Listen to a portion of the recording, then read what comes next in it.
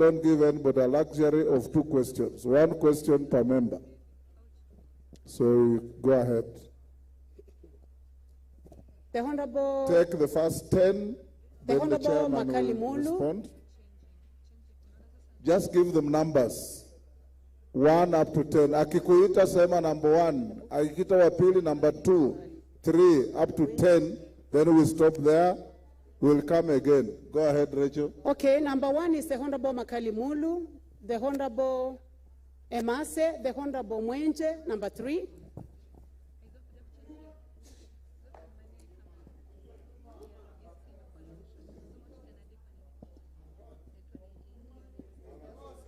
Yeah.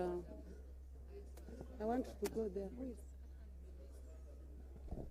My eyesight is very poor. The Honorable Kirima, followed by the Honorable Mudende, followed by the member for KSS. 5, 6, 7. I need another 3. Professor, number 7. This.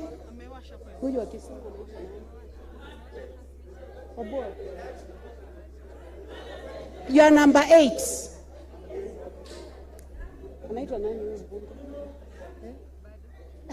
Member for Lamu, number 9. Adipo is number 8.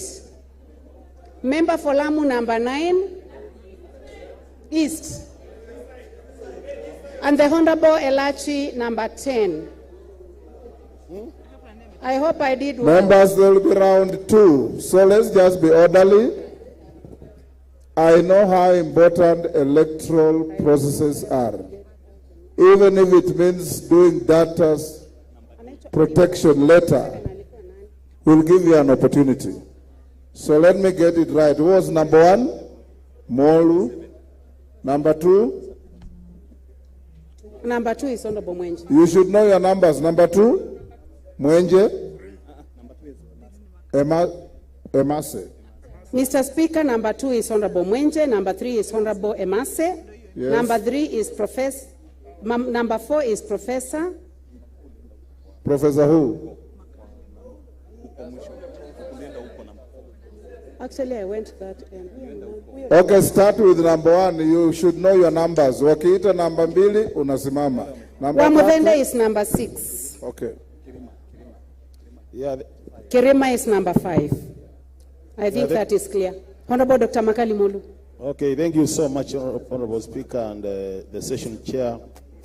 I want to start by appreciating the presentation. My first question, Speaker, relates to the last issue you raised. The issue of delimitation. You rightly put it that there is an issue with the data because people have gone to court. So I would want to hear specifically what process are you saying you can carry out when there are issues with the data. The second question is the issue of public trust, Honorable Speaker. By the time the commissioners came in, you are registering a very low level in terms of public trust. Now, what has changed is basically the commissioners. The technical team is still intact. How do you reconcile the commissioners and the technical team in terms of building public trust? Because I think unless there are changes in the technical team, that matter might not be addressed. The last one is just a comment on cost of elections in Kenya, Honorable Speaker. Makalimulu, you heard me very clearly. 1 question each member. So pass on the mic to somebody else. To who is number 2, Mwenje? Honorable Mwenje. Thank you, Honorable Speaker. My question One question per honorable member. My question to the IBC, my name is Mark Mwenje for introduction. My question relates, you said that you'll have 27,000 registration centers when you start mass registration, but you did not speak about gazettement of new polling stations. Honorable Speaker, I've written a letter to the chairman himself of the commission, to the CEO, Majan, and also incorporated Karoli Omondi on this issue. Specifically speaking about my constituency, Honorable Speaker, I have 2 polling stations that are full. and we cannot register anymore because of the sheer numbers there. And the mapping has already been done. All it remains is for you to gazette those stations. But from what I'm gathering is that you want to wait to map all 290 constituencies, which we don't know when that will be.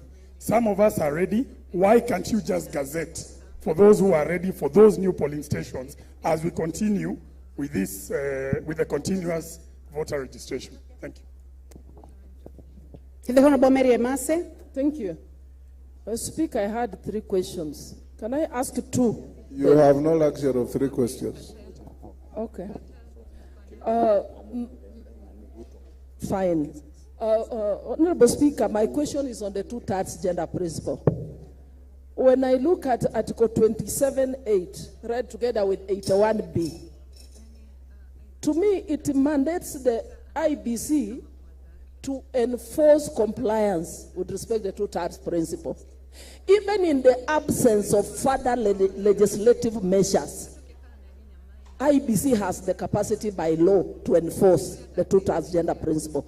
I want to know, in your preparations for the elections, what action, what intervention, how are you planning to realize? Because if you decide not to clear any political party nomination until they comply with the 2/3 gender principle, it will happen, and we will not need to do any nominations to the National Assembly. And finally, is the registration of voters ongoing? One question per member. Registration of voters, please, because my constituents are telling me there's no registration going on. Thank you, Mary Emase. The Honorable Professor Undo. Number 4 is Undo, number 5 is Kerema. Thank you, Speaker. Thank you, Session Chair. And I want to raise this matter.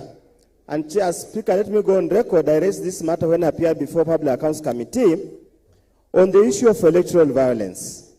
In the just concluded by-elections, the amount of violence that was seen in Kabuchai, the amount of violence that was seen in Malava, the amount of violence that was seen somewhere in Embu has sent shivers among the God-fearing Kenyans.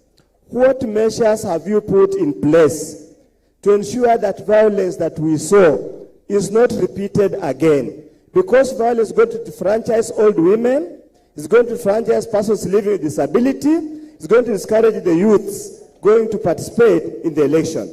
Are we literally rigging the election in advance by institutionalizing violence perpetuated by the police officers using official guns? Thank you. Thank you, Professor. The Honorable Kirima. Thank you, Honorable Speaker. Allow me, Honorable Speaker, to ask my question conjoined with a comment. Honorable Speaker, my comment is this.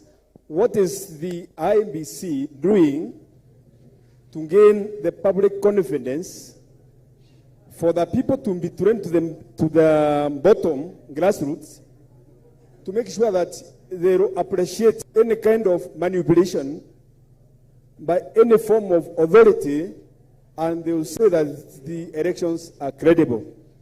For there must be training at the base. And my comment is this. What is the IBC doing on the issue of creation of polling stations? Is that a comment or a question? My comment is this. IBC has created polling centers and stations in different counties which neighbors the counties where they have disputes in the boundaries. Especially the Rakanithi and Meru, especially my constituents where they have created 8 polling stations. What are they doing about it? And why are they doing like that? Are they promoting warlike activities? Thank you. In the disputed boundaries? Thank you, Kirima. The Honorable Leo Amudende. Thank you, Mr. Speaker. My question is somehow linked to Professor Oudo's, because I noticed IEBC in the preparation for by-election, they do it the same way as general elections. And you realize that for by-election, you have a lot of interest. you have members focusing on, say, one constituency. So are you now learning from the by-elections that just took place, preparing to have a bigger team to man the by-elections, especially now that I have 2 by-elections in my constituency, and we witnessed a lot of interference, a lot of violence, and a lot of times police were overwhelmed. So that in general elections you can have 2 policemen, but for by-elections you should consider having more. So my question is, for the upcoming by-elections, especially in Bere North constituency, are you preparing to have a bigger force to man those by-elections? Thank you. Thank you very much. The Honorable Ruto, member for Keses. Thank you, Honorable Speaker. Let me be very brief. Listening to the presentation by the Chair IEBC. Mr. Speaker, all of us will agree that we have hardly 15 effective months to prepare for general election. Looking at the presentation, my expectation, and I'm sure the expectation of all Kenyans, is that IEBC should have demonstrated categorically the plan, the schedule, and the program of activities to that time that will inform the resources they are asking. Instead, 80% of their presentation has dwelled on the ask and not the hope that Kenyans want to know, how are you prepared? They are 6 months in office, and true to say, we've never seen how IEBC are prepared. What will follow after the other one until those 15 months are coming? Because we are keen on the register of IEBC. Remember, we are aware we've lost many people who have gone to rest. When is this register being updated? So that we have confidence that those people who are going to vote are the legit voters. Because that time is very short. Thank you so much. Thank you. The Honorable Odipo.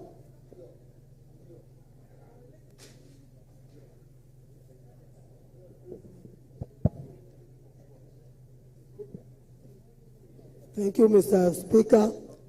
I wanted just to confirm from the IBC which results they are going to use.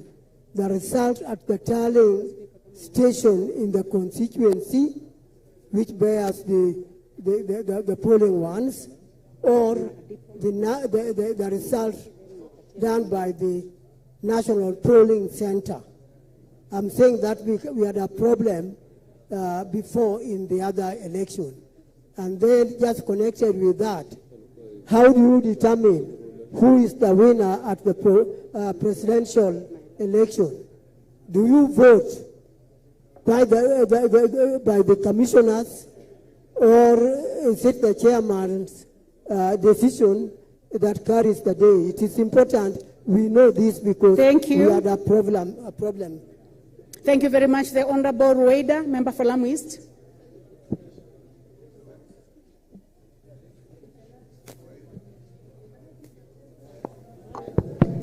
Thank you. I want to confirm from IBC if they have any plans to visit Lamu, especially Lamu East, before they make any boardroom decisions on the issue, or before they do the boundary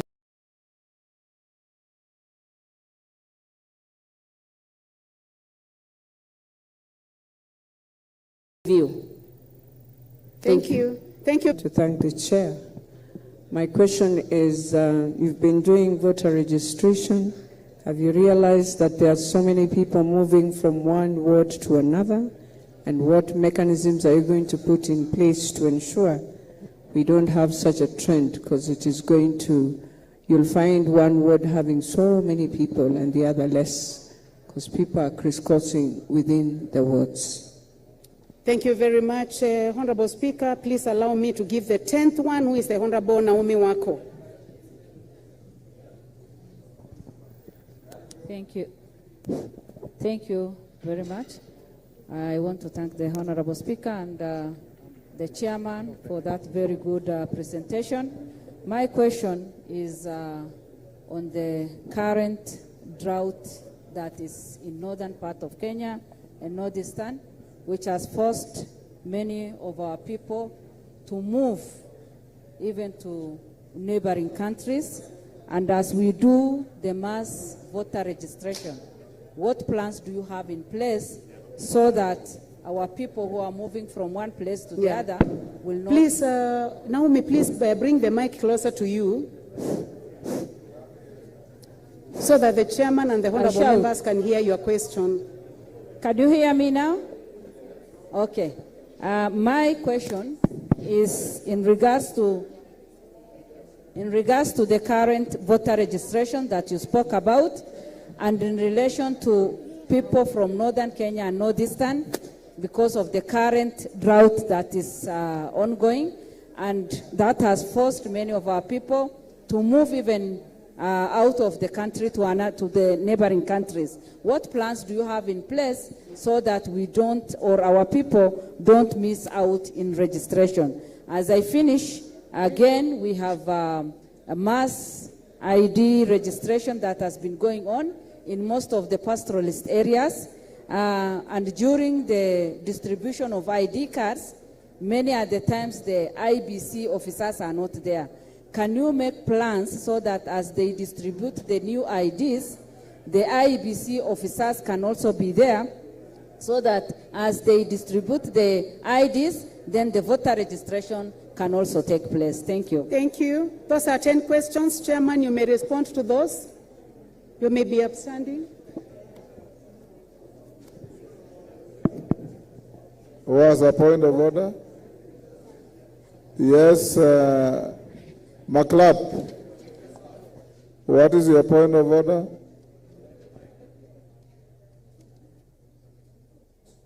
Speaker, my point of order is this. Before the next round of 10 questions, kindly take the questions yourself, because you've realized the first 10 questions concentrated from here up to here alone, and the whole of these members all the way to the end, nobody has been given an opportunity, because Nyamai does not know the members, neither does he see very far, so take the questions to the Speaker.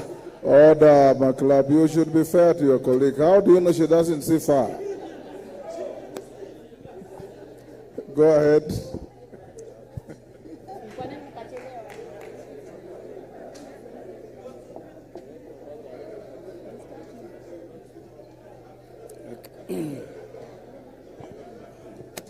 Okay, now let's listen to responses to your questions, honorable members.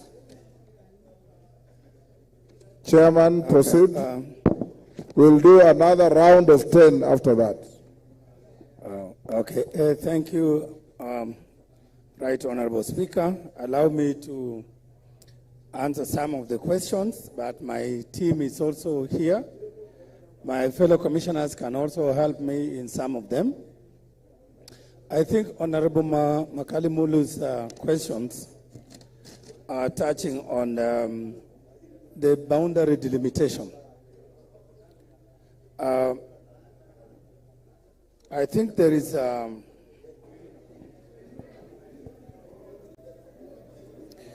so boundary delimitation, it is a very, as I mentioned before, it's a complex process. It involves not only IBC. So we cannot sit as a commission in the boardroom and then look at the map of Kenya, look at the constituencies and the wards, and then draw the lines. This is a process that, as you know, in the 5th schedule of the Act, the IBC Act, that was amended, that was recently amended. I think it was 2024. There is a whole process that has been outlined in Schedule 5. And it, of course, it involves us as IBC developing our policy positions and frameworks on how the process will be undertaken. We need to conduct geodata collection and validation. We need to look at the overall population of Kenya and then derive the population quota. We need to look at all the factors that we must consider, including the geographical factors, the community of interest, the means of communication, all that information, we have to collect that data and validate. We have to, of course, strengthen capacity building. Yes, hold on, Chairman. What was the point of order? Zengu. Thank you, Chair. The problem we're asking, the chairman has said they are going to proceed with the delimitation process, but they are also saying that there is a court case stopping even verification of that data. So what we wanted to know is how are you proceeding with the court case ongoing? Okay, I think to respond to that, I was just outlining, broadly speaking, the things that we must look at while undertaking the boundary delimitation, including that interagency coordination, outreach, and of course undertaking the delimitation itself. But what I did say is that there was a case that was determined, taken to the High Court in Garissa. And in that case, the population census report was invalidated. Then the National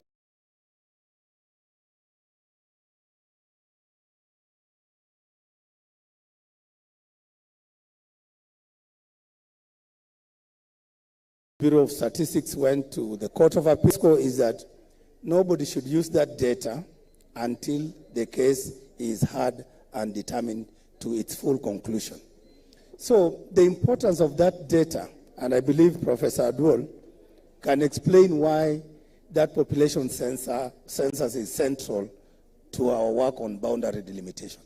But therefore we're saying as long as there are those things that have been stopped by the court, but there are processes that are not subject of litigation that we can still continue undertaking as commission. We are not going to completely say, forget about it.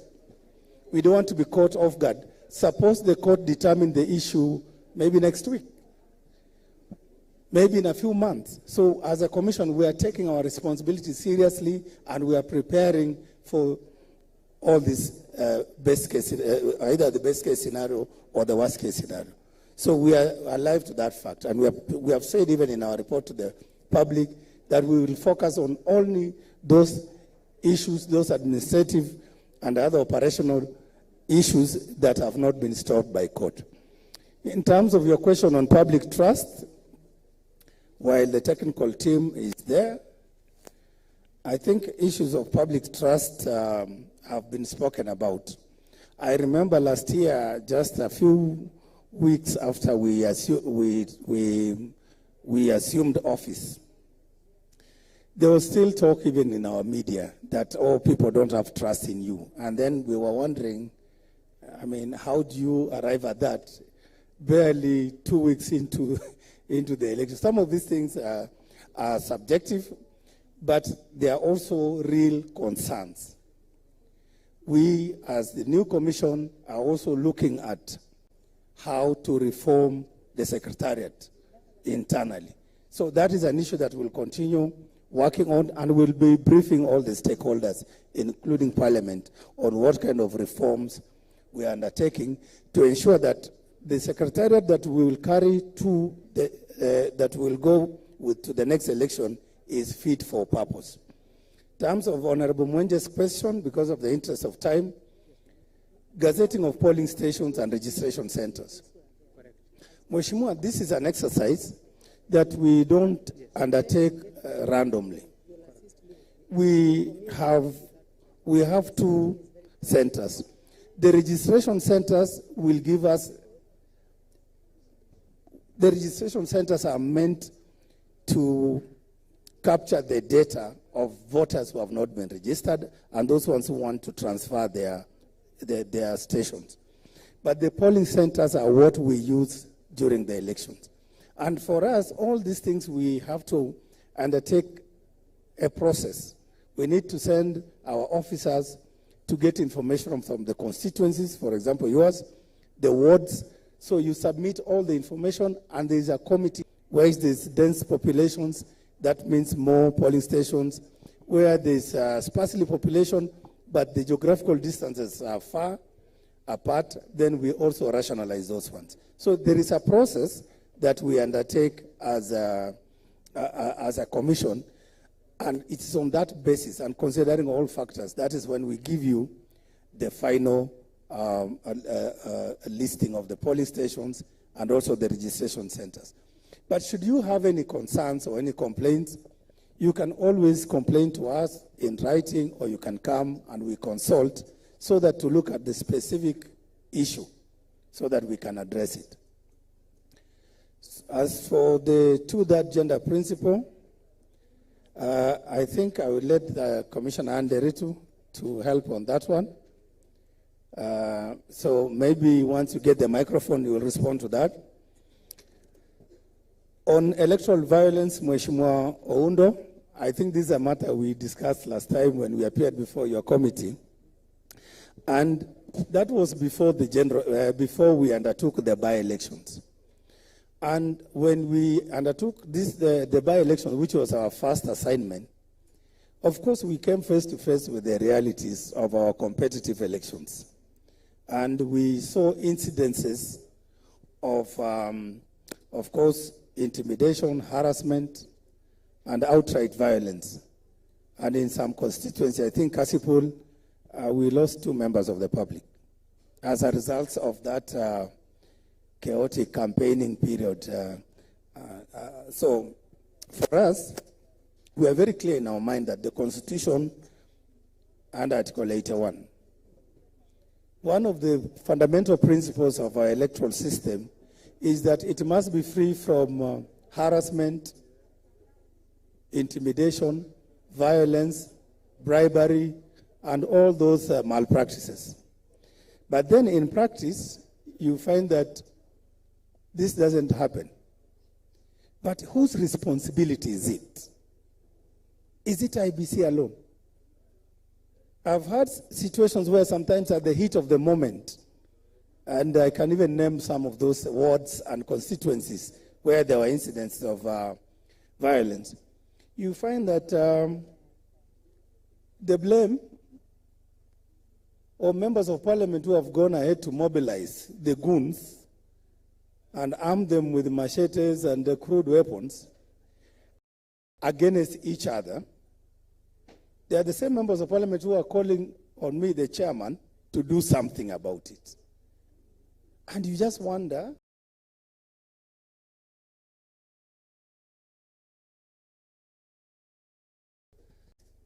how did this problem come about in the first place? How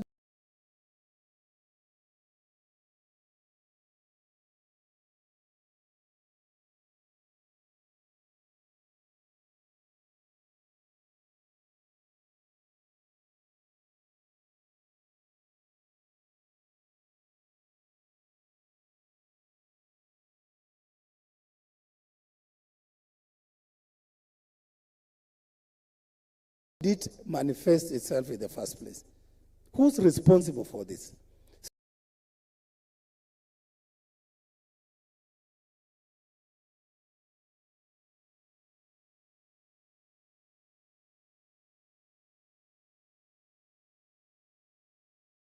I think elections is not about IBC alone. And even I know that is very painful to a member of parliament, especially 2 weeks to elections. But we could do more to ensure that we enforce the code of conduct and we are learning the lessons. One of the lessons is this. It is not just sufficient for you to wait and after the fact report that IBC is to blame because there was intimidation, there was harassment, there was violence. It is your responsibility to report to our Electoral Code of Conduct Enforcement Committee. It's up to you to tell us there is a problem somewhere, so that when we determine the issue, we must know who is the complainant. Who are you complaining against? What are these incidences you are complaining about? And therefore, what remedies should we render or should we give? So it's a responsibility that we need to own and to take as stakeholders in the electoral space. In terms of confidence, I know there's the issue of the results management. I think the issue of the result part has been litigated and it has been determined by our courts. What I think we need to do as a commission is to demystify, I think it was Honorable Odipo as well, is to demystify some of these processes and to explain through a proper communication strategy how everything moves from the moment we set up the polling station, how the results move from the polling station to the constituency tallying center and to the national tallying center. That was the Honorable Kirima's question. I think Kirima and Odipo is a related question. Okay. And I think I'm trying to merge it so that in the interest of time. So for me, I look at it as more of a communication problem. We need to show Kenyans how this thing moves.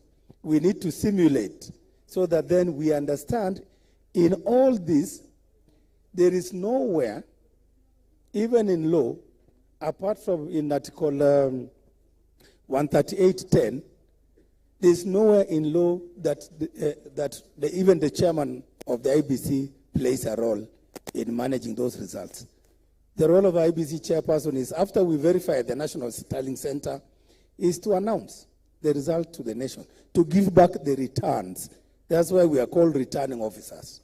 We return to you that which you have already given to us at the polling stations. And I know, in terms of the finality, the courts have pronounced that the results at the tallying centers are final.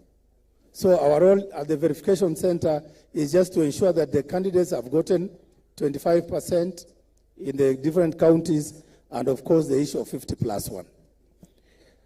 In terms of, I think of by-elections having more officials and more police, when I went to Kasipul, yeah.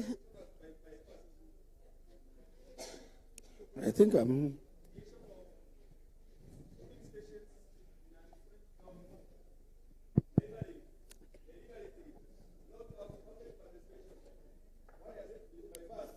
Yeah, that's a very important question, Commissioner.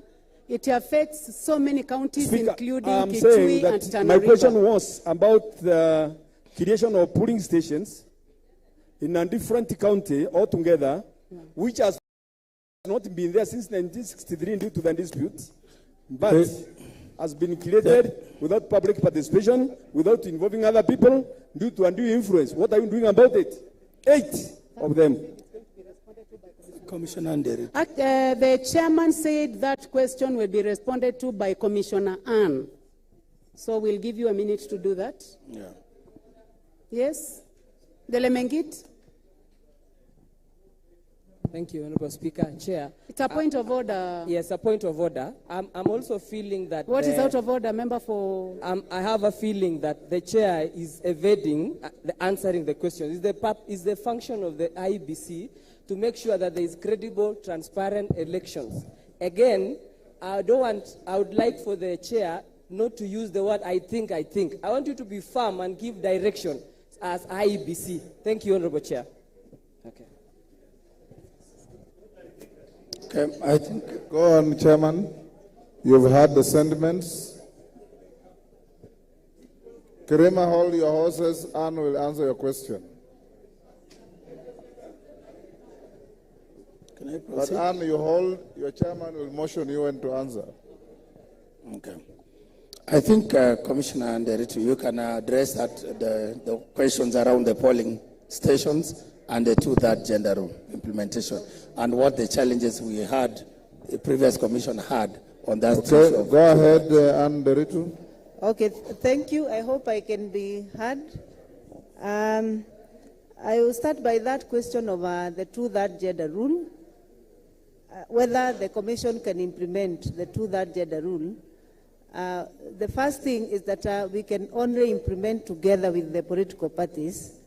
In the 2022 general election, there was a ruling between IBC and Katiba Institute that obligated IBC to ensure that the list of candidates that go to the ballot meets the two-third gender rule.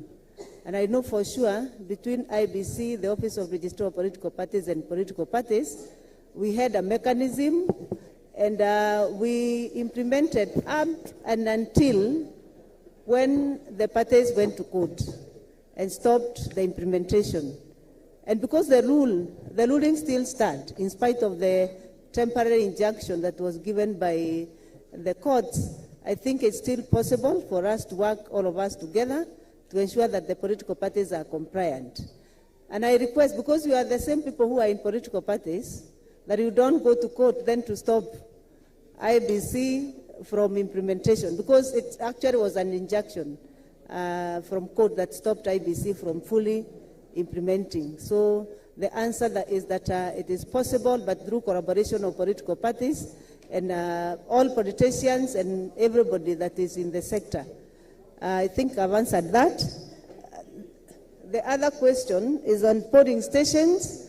I want to agree, and I think Chair has alluded to it, that we are going to gazette all the mapped registration centers in the month of February, so that from there, when we are rolling out the mass voter registration in end of March, we have all the mapped registration centers. And Chair explained very clearly, a mapped registration center does not automatically translate to a polling station, because if the data is not corrected, it's not enough. The voters are not enough, they don't meet the threshold, then we revert back to the polling stations that are enough to make the cap of 700. So if it's not possible, then we cannot translate it. So we have about 3,000 mapped registration centers and that have been mapped by the stakeholders, and we are going to gazette all of them for purposes of data correction. After that, we shall come back to the issue of allocating the polling station based on the data corrected. I think that should come out very clearly. There's also the question of polling station mapping, the Tharaka-Nithi, the constituency, the border polling stations. I don't think you are the only one. There are a few cases of border polling stations that some voters cross over from one constituency to another. And I think it's a question of us coming and mapping the polling station and engaging the stakeholders, so that the stakeholders are told your boundaries, this constituency, boundaries reaches here, and your polling station, this polling station is in this constituency. Yeah, we are going to do... To exclusively manage your voters. You must also help your voters to tell them where they will vote if they have to vote for you. The last question that we needed to respond to is the question of election timeline.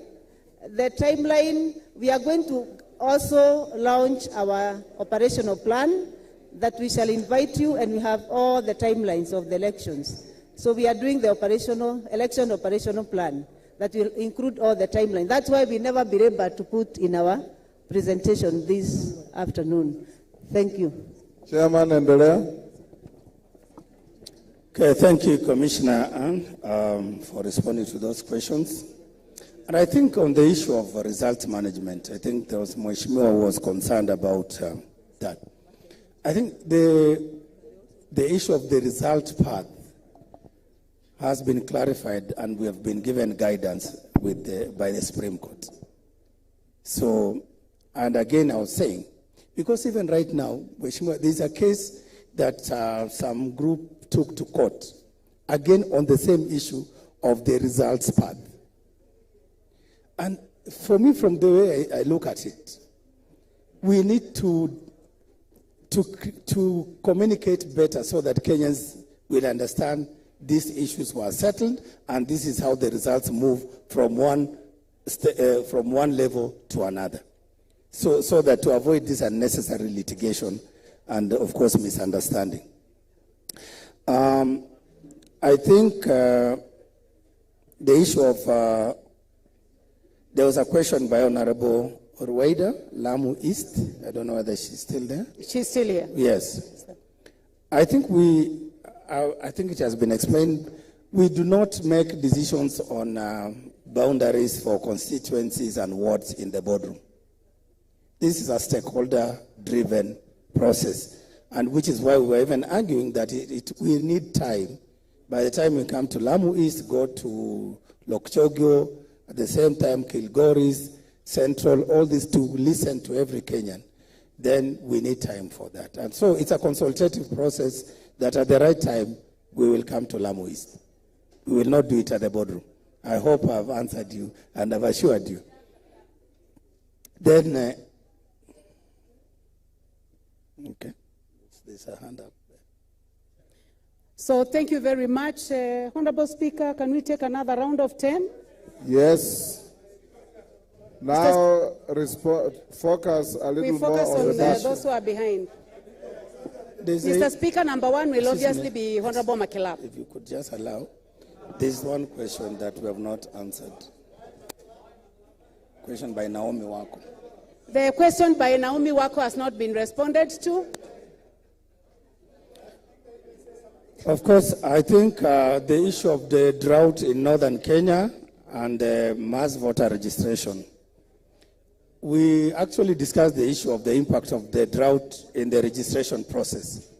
And part of the reason why we moved registration of voters from November, December, the mass voter, to March, was because we considered that during those months, there may be some rain, there might be some relief.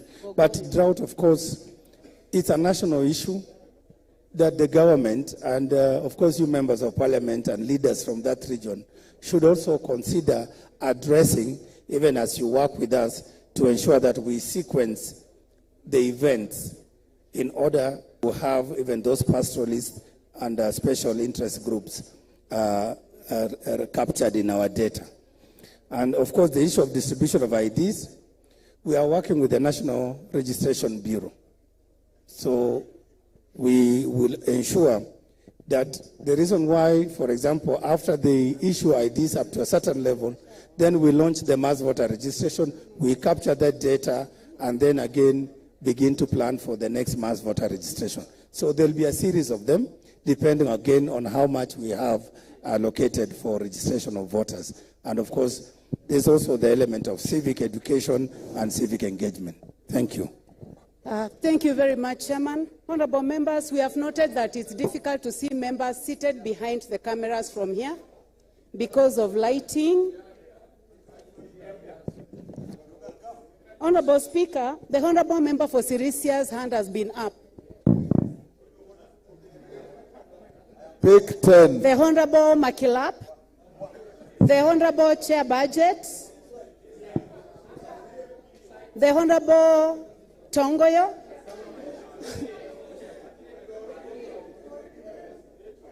the member for Seme. Is anybody writing for me? Member for Taveta.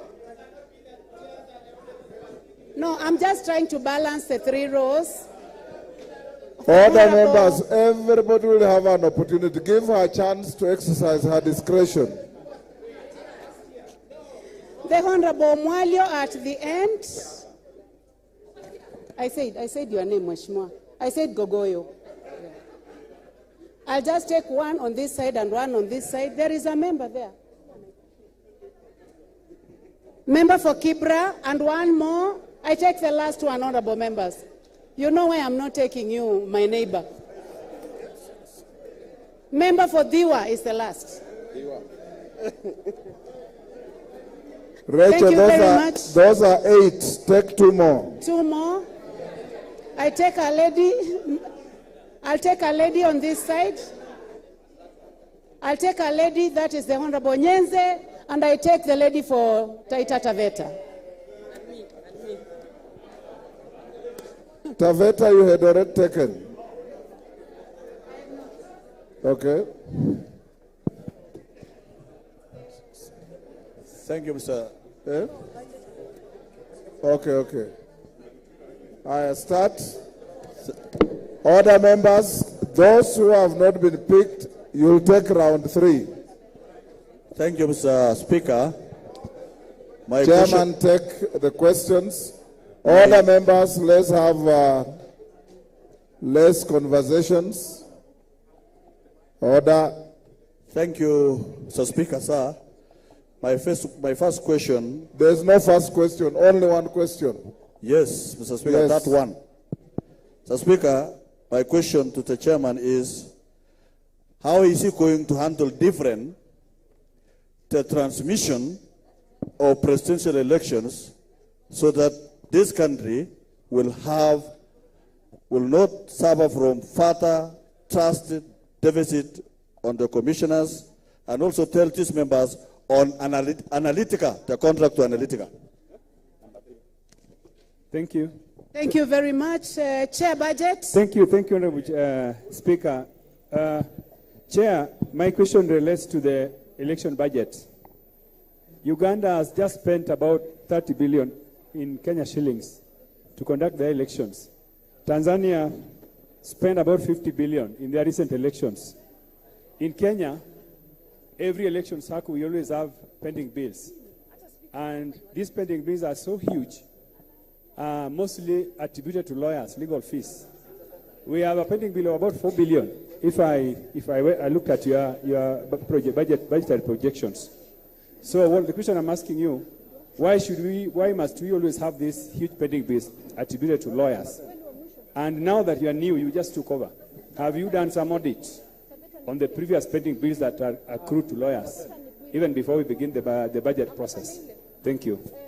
Thank you. Tongoyo.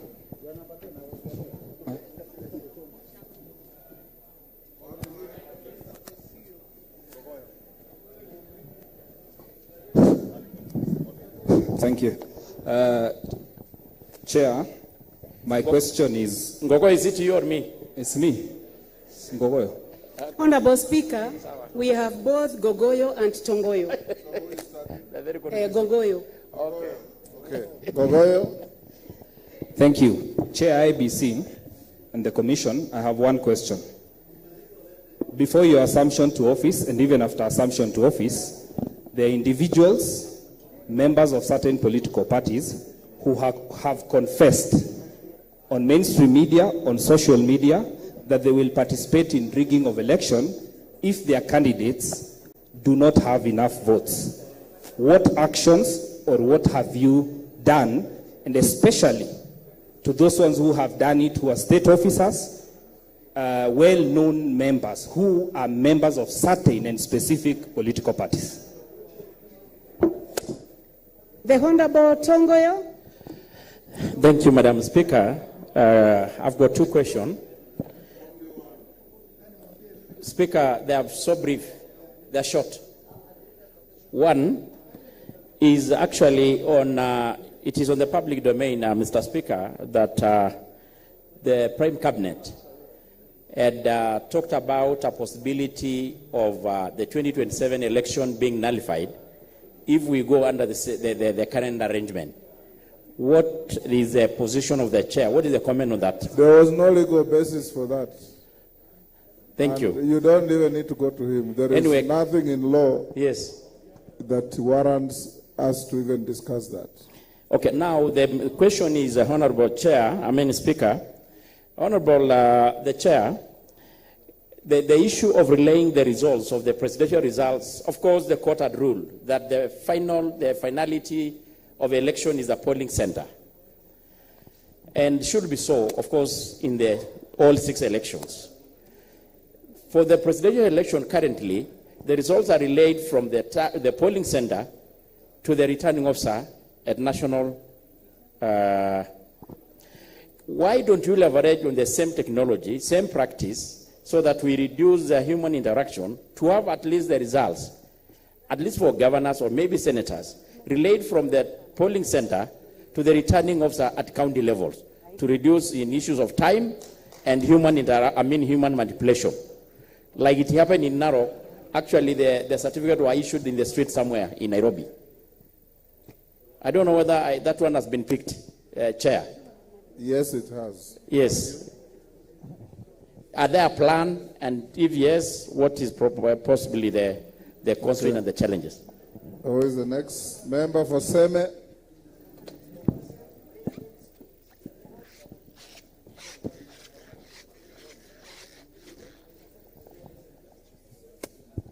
Thank you, Mr. Speaker. My question is, why does IEBC seem either unwilling or unable to take action when electoral laws are openly and flagrantly violated? Two examples: voter bribery, when people are actually lined up in broad daylight and given money. Two, when there are campaigns before the elections are actually, the campaign period is announced, full with billboards and posters, and this go on, and the same people later on actually go and contest, and nobody brings out the issue that they had violated the law. Thank you, Mr. Speaker. Thank you. Haika. This is, it is me, Mr. Speaker. Who? Here, Mwashako. Yes, it is. Mwashako is, unfortunately, the... Haika wewe uko kwa list lakini nyuma. Sasa ni Mwashako. Yes. Thank you, Mr. Speaker. Yes, my question is to the chair. I'm happy that he said that there will be a delay in boundary delimitation. There are these 27 protected constituencies in our constitution. There is a lot of anxiety from members of those 27 constituencies. I would like the chair to assure those 27 constituencies that they'll go to the election in 2027 as constituencies without a problem. And what will be his take, trying to, even if they'll do the boundary review, and to hear his position whether it will be okay to remove a right that has been given by a constitution to, for these constituencies to lose their identity if anything is going to happen in future. Could he speak to us so that we can continue protecting those constituencies? Thank you, Mr. Speaker. Mwalio. Thank you, Mr. Speaker. My question is to the chair.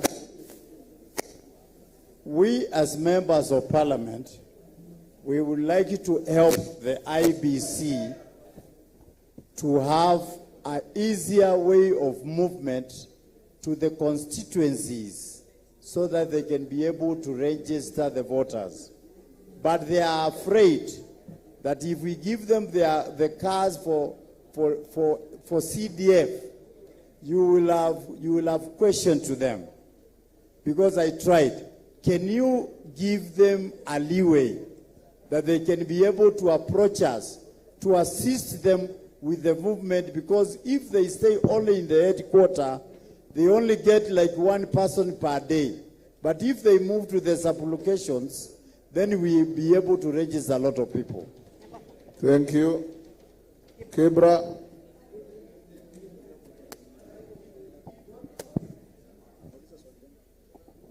Thank you, Speaker. The chairman has talked about interagency outreach. Yet there are thousands of IDs of the Kenyans lying at the headquarters, regional headquarters. What are they doing to ensure that people get their IDs so that they can vote in this election? I'm saying this again because in my constituency, people have been denied their rights to vote because of verification. That is the Nubian community. They are born in Kenya, they are Kenyans, and they are never given ID, so they can not exercise their democratic rights. So can you do something on that? Thank you. Ndiwa. Thank you, Mr. Speaker. To Chair Erastus Ethicon, during election, people play different rules. Some do not follow the rule at all. Some do follow the rules. Now, in election malpractice or offenses, what really influenced your decision whether to fine a candidate or suspend him?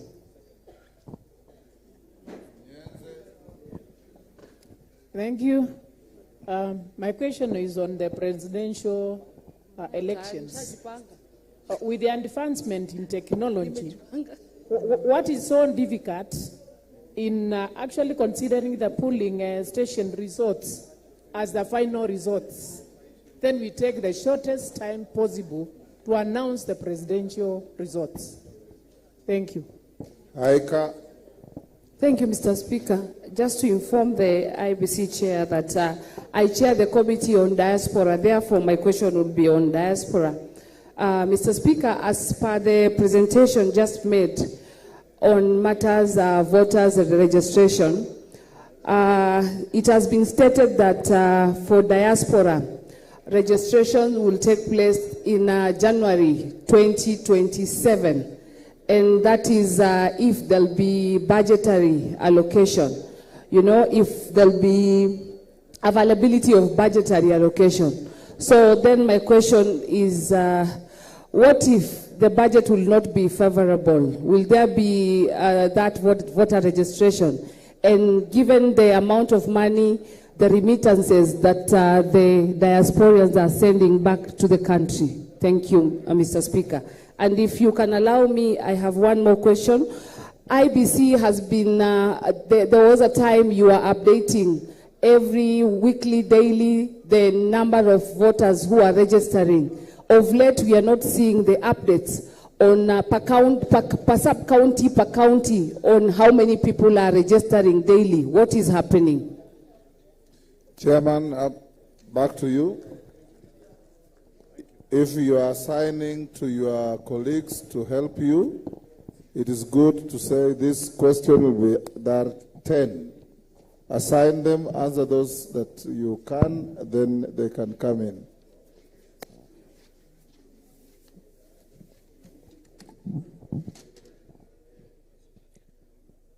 Thank you, Honorable Speaker. I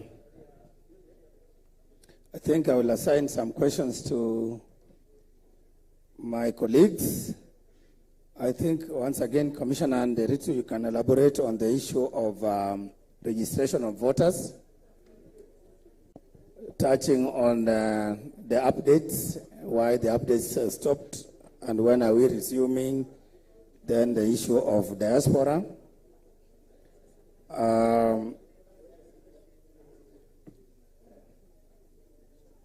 The issue of result transmission, CEO Marjan.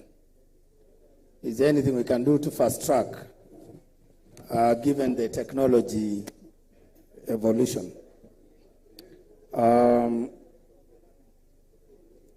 issue of interagency, MP for Kibra, and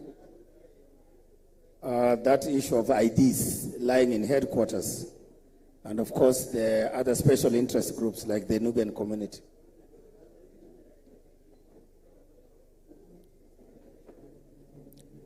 So I will begin with some, and some I will assign directly to my. So the issue of result transmission,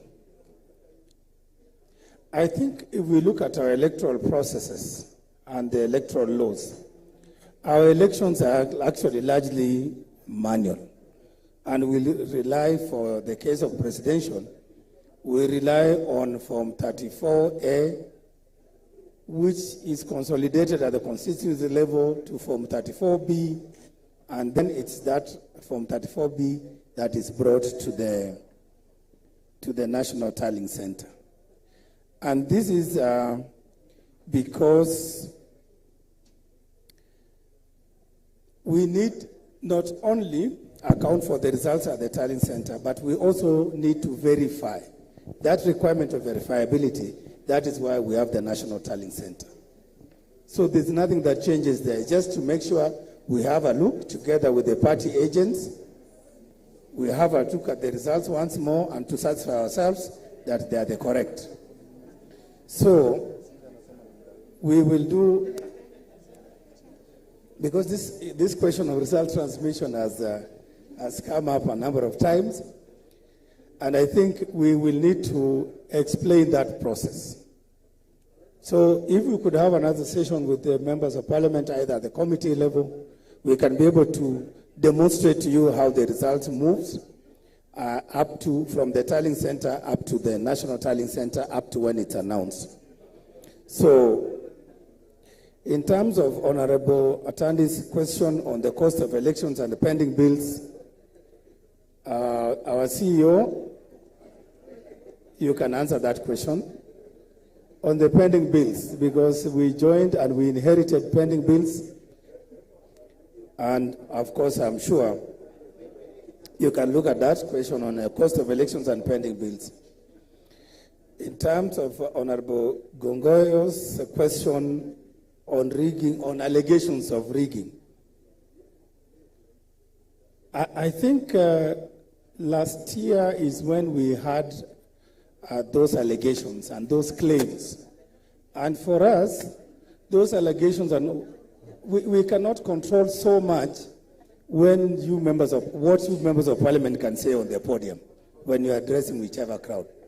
But what we can do is to interact with you to find out on what basis, because there's no legal basis for you to make those allegations. We've looked at our electoral system with all the checks and balances. We don't see anywhere where somebody will come and rig elections within our areas of control, which is the polling stations, the tallying centers. We have not seen that. And even during the recently concluded by-elections, most of the observer groups did point out to the fact that we did that election in terms of the operational deployment, the tallying, the counting and the tallying, we did it very well. What was being complained about was the malpractices around the whole ecosystem. Yeah? Those incidences of people going to the villages at night to incentivize some voters, and some, of course, intimidation, some forms of this kind of malpractices, which sometimes, in all fairness, surely, you can't expect the IBC to be everywhere all the time. We have a responsibility to manage the elections. Yes. And sometimes. Hold on, Chairman. Yes, Minority Whip. Where's the mic for Millie?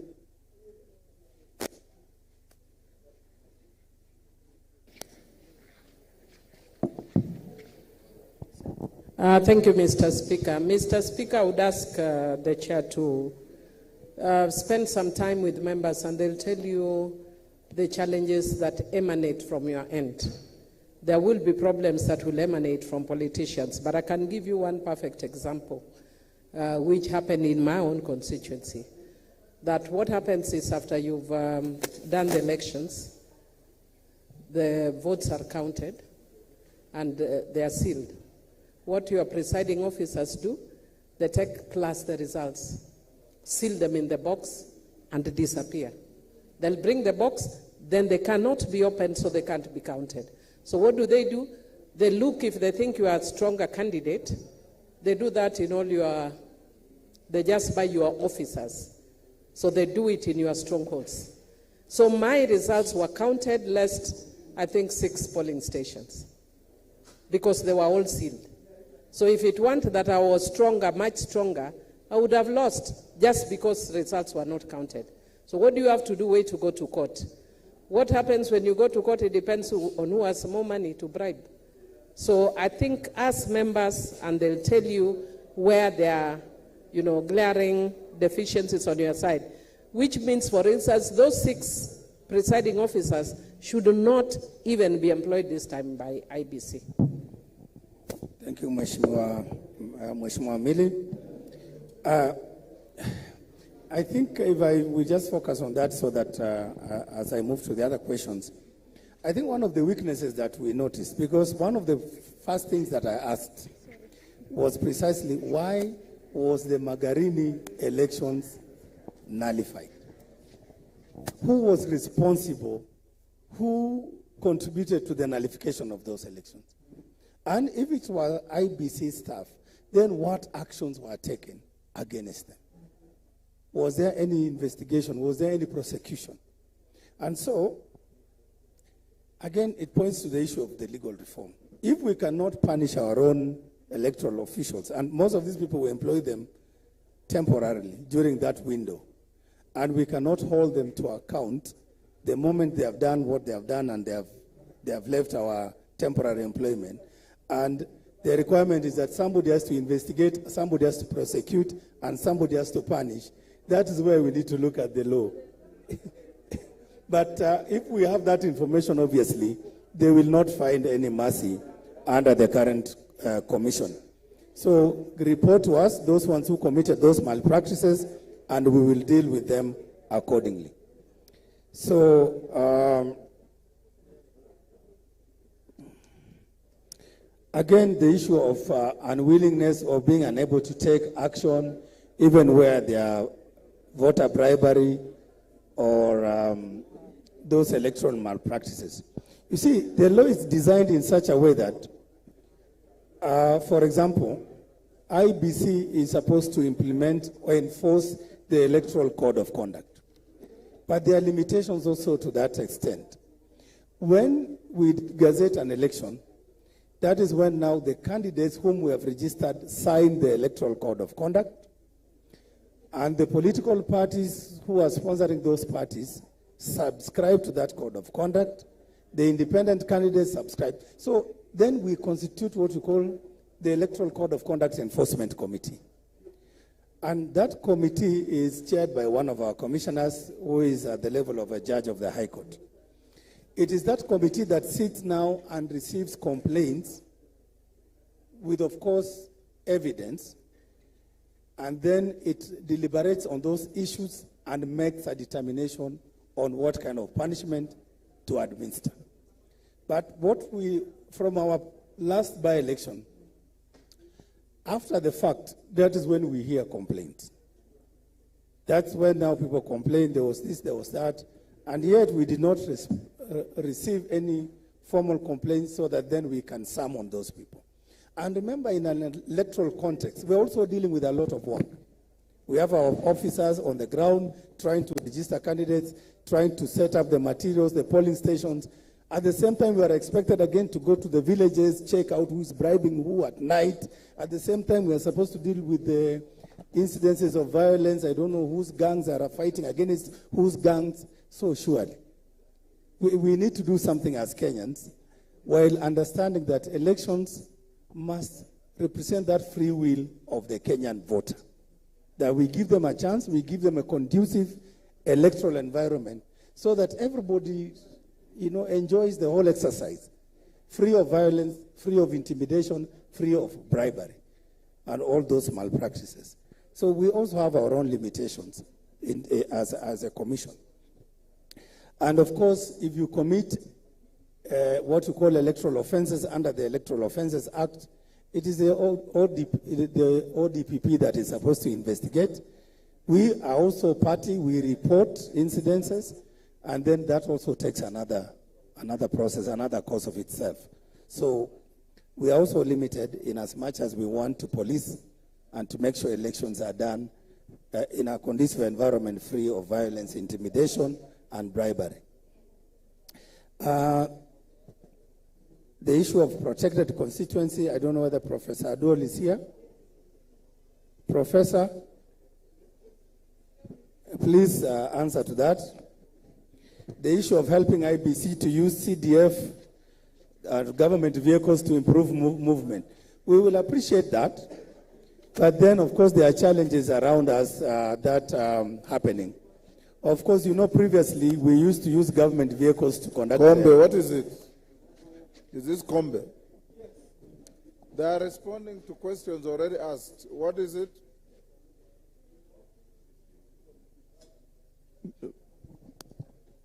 Thank you, Mr. Speaker. I have heard Magarini being mentioned. You've heard? Magarini being mentioned. And the culprit is here. Mr. Speaker, may I take this opportunity to thank IBC. You are out of order. Take your seat. Take your seat. Take your seat. No maiden speech. Mr. Speaker, I want to make it clear that there was no proper nullification in Magarini in the 2022 elections, and I explain. Mr. Speaker, if you will allow me. You are out of order. Take your seat. If you will allow me, I will explain. Take your seat. Margarine is not on trial here. The fact that Margarine is mentioned doesn't give you an opportunity to say the things you want to say. Okay, thank you. I think, Honorable Speaker, I will allow my colleagues to respond to the questions. Professor Adwal on the issue of boundaries, Commissioner Ann. Professor, and, you have been assigned a question to answer after you, Ann. You have been assigned a question to answer after you, Marijan. In that order. Thank you, Chairman. I think the question was on the 27 constituencies that are considered to have been protected from 2012. That protection was only interim. And the understanding was that in the next review, they will be considered appropriately with all the other constituencies. So if it is found out that a particular constituency is too small and cannot be sustained, it will be dealt with accordingly. Implications of the boundary delimitation. Now, as it stands, it is unlikely that we are going to carry out a boundary delimitation in time for 2027 elections. And since we will not be able to do that, there is no way that someone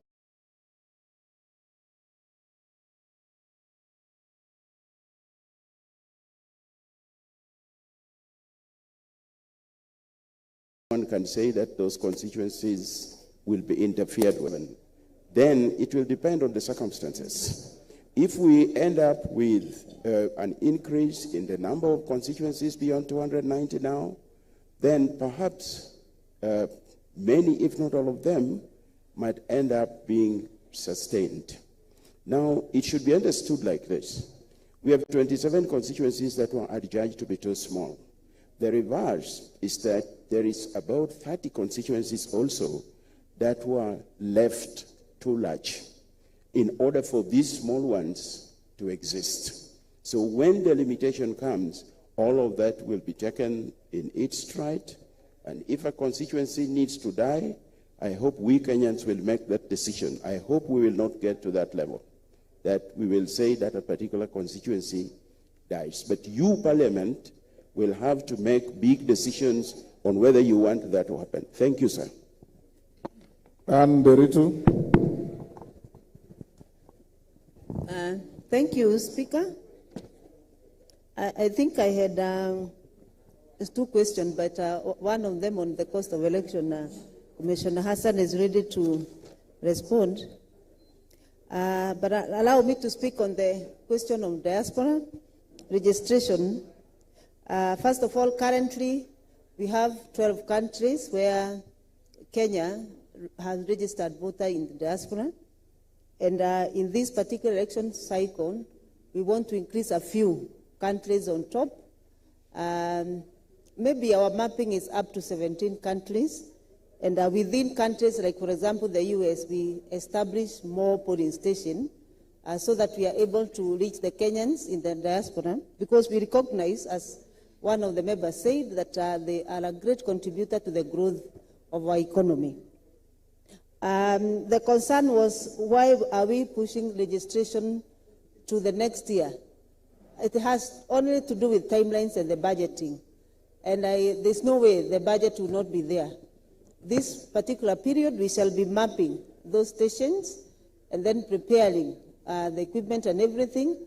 Then, when we are doing the second mass voter registration, then we shall capture diaspora as part of the voter registration. Currently, we have over 10, around 11,000 Kenyans who are registered as voters in the diaspora. We expect that we shall, by opening more stations, we shall increase as many stations and as many voters as possible. One of the issues we are proposing is probably looking at how results are transmitted from the diaspora. And I know Marijan, as he answers that question, he will address the issue of how are we envisaging the issue of transmission of those results and voting from the diaspora. The other question that the chairman asked me to respond is the issue of IDs and the interagency collaboration between us and the National Registration Bureau. We have an active MOU that we are signing between us and NRB, specifically on data sharing, so that they are able to share with us where IDs are and where they have not been issued. So we are going to work together, especially during the mass voter registration. We are going to station our clerks together with the registration officers, especially those who are distributing IDs for people who are already registered as citizens. So we are going to match them so that we are able to work together. And it's true we have an MOU that we are developing, especially on the area of data sharing. In the issue of the ASO areas, and especially the northeastern regions, where we have a population that is on the move because of pasture, we have mobile registration centers. We are going to move with them. So one of the areas that a registration officer is expected to do is mapping. Where are they in terms of registration, in terms of the pasture? So we are going to follow them where they are.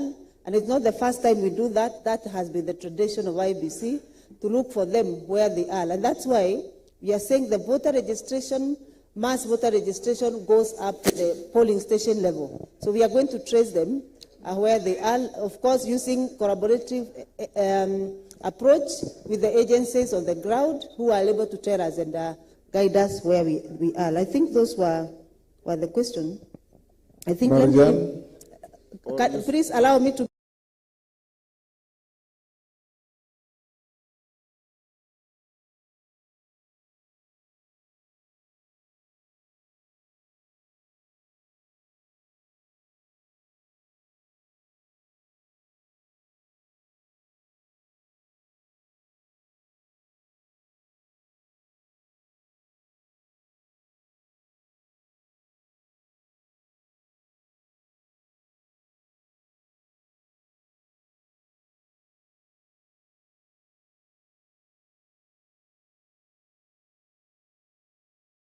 Hassan to answer only one question, please.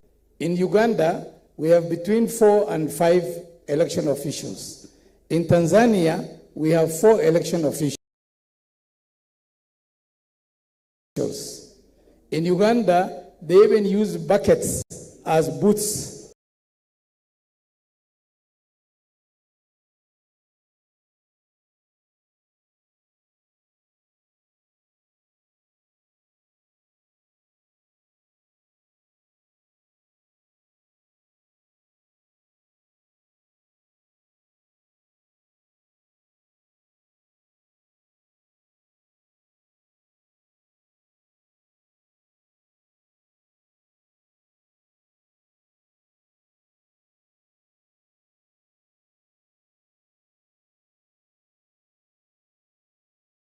They are using basins as booths, rather. They are using civil servants. And therefore, our internal election architecture is very costly because every aspect of it is legislated.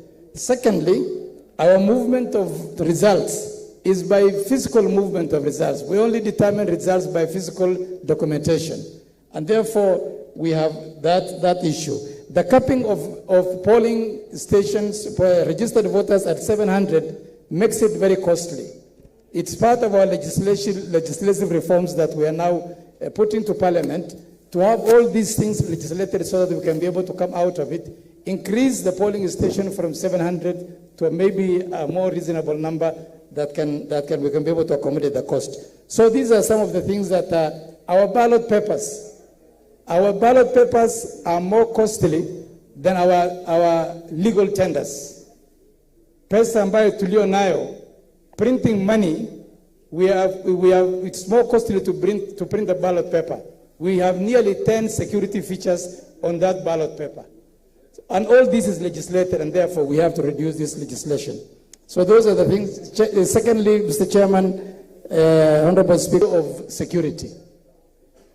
We have talked about security and violence at polling stations and polling elections with reference to Mbere North and Kasipul. I think the stakes were very high. The entire country was focused on these 2 by-elections.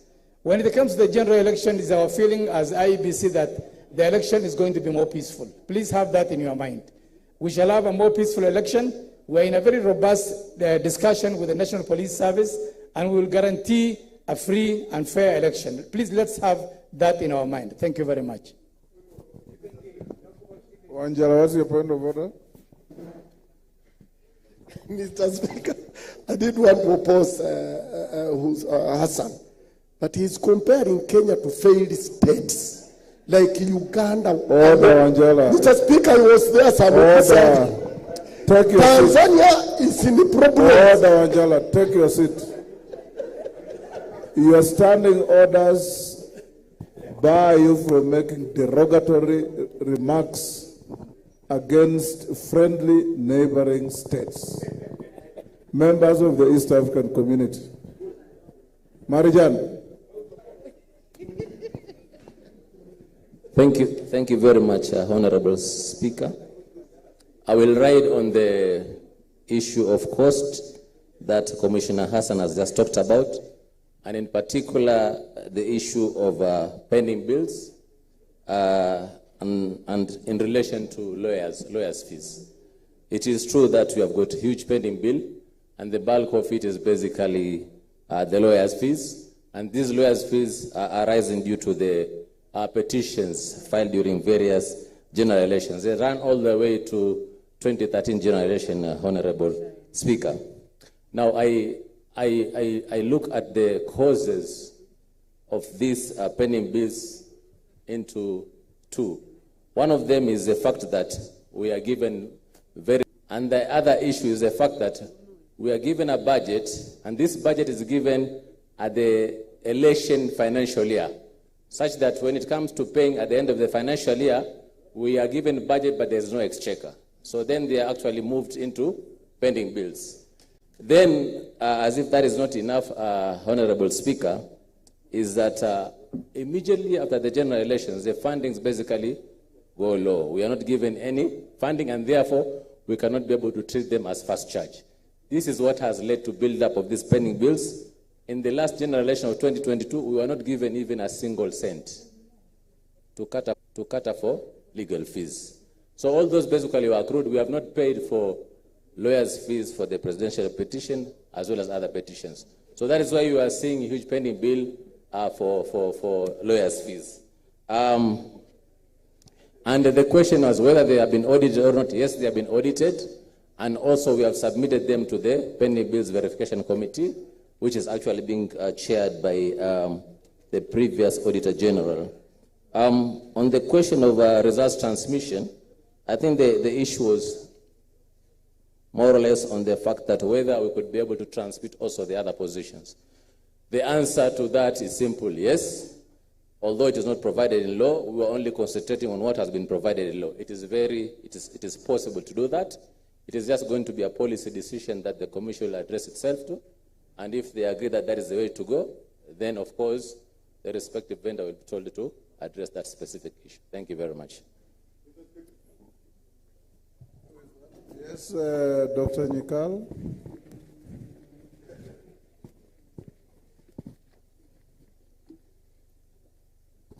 The chairman indicated that I raised the issue of things like voter bribery, premature campaigns. And his answer was that it is expected that as people who are campaigning, once you have signed to the conduct of elections,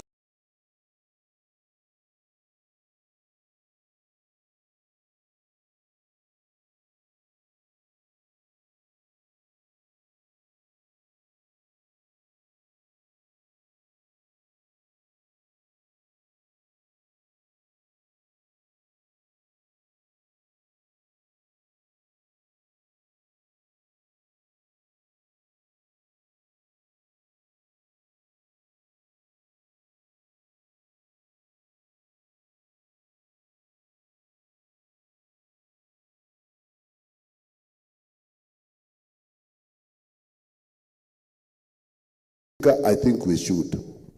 I think we also, besides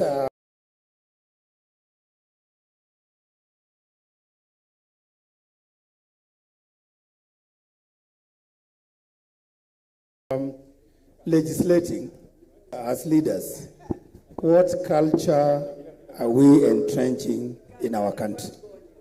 Are we therefore normalizing some of these things? Are we, or do we have to do something about it? So there'll be that case for legal reforms to give IBC more teeth. The last by-election, we were under enormous pressure from citizens to even disqualify some of the candidates. But when you look at the Electoral Code of Conduct, you can't just wake up and without any evidence to disqualify a candidate on the basis of sentiment.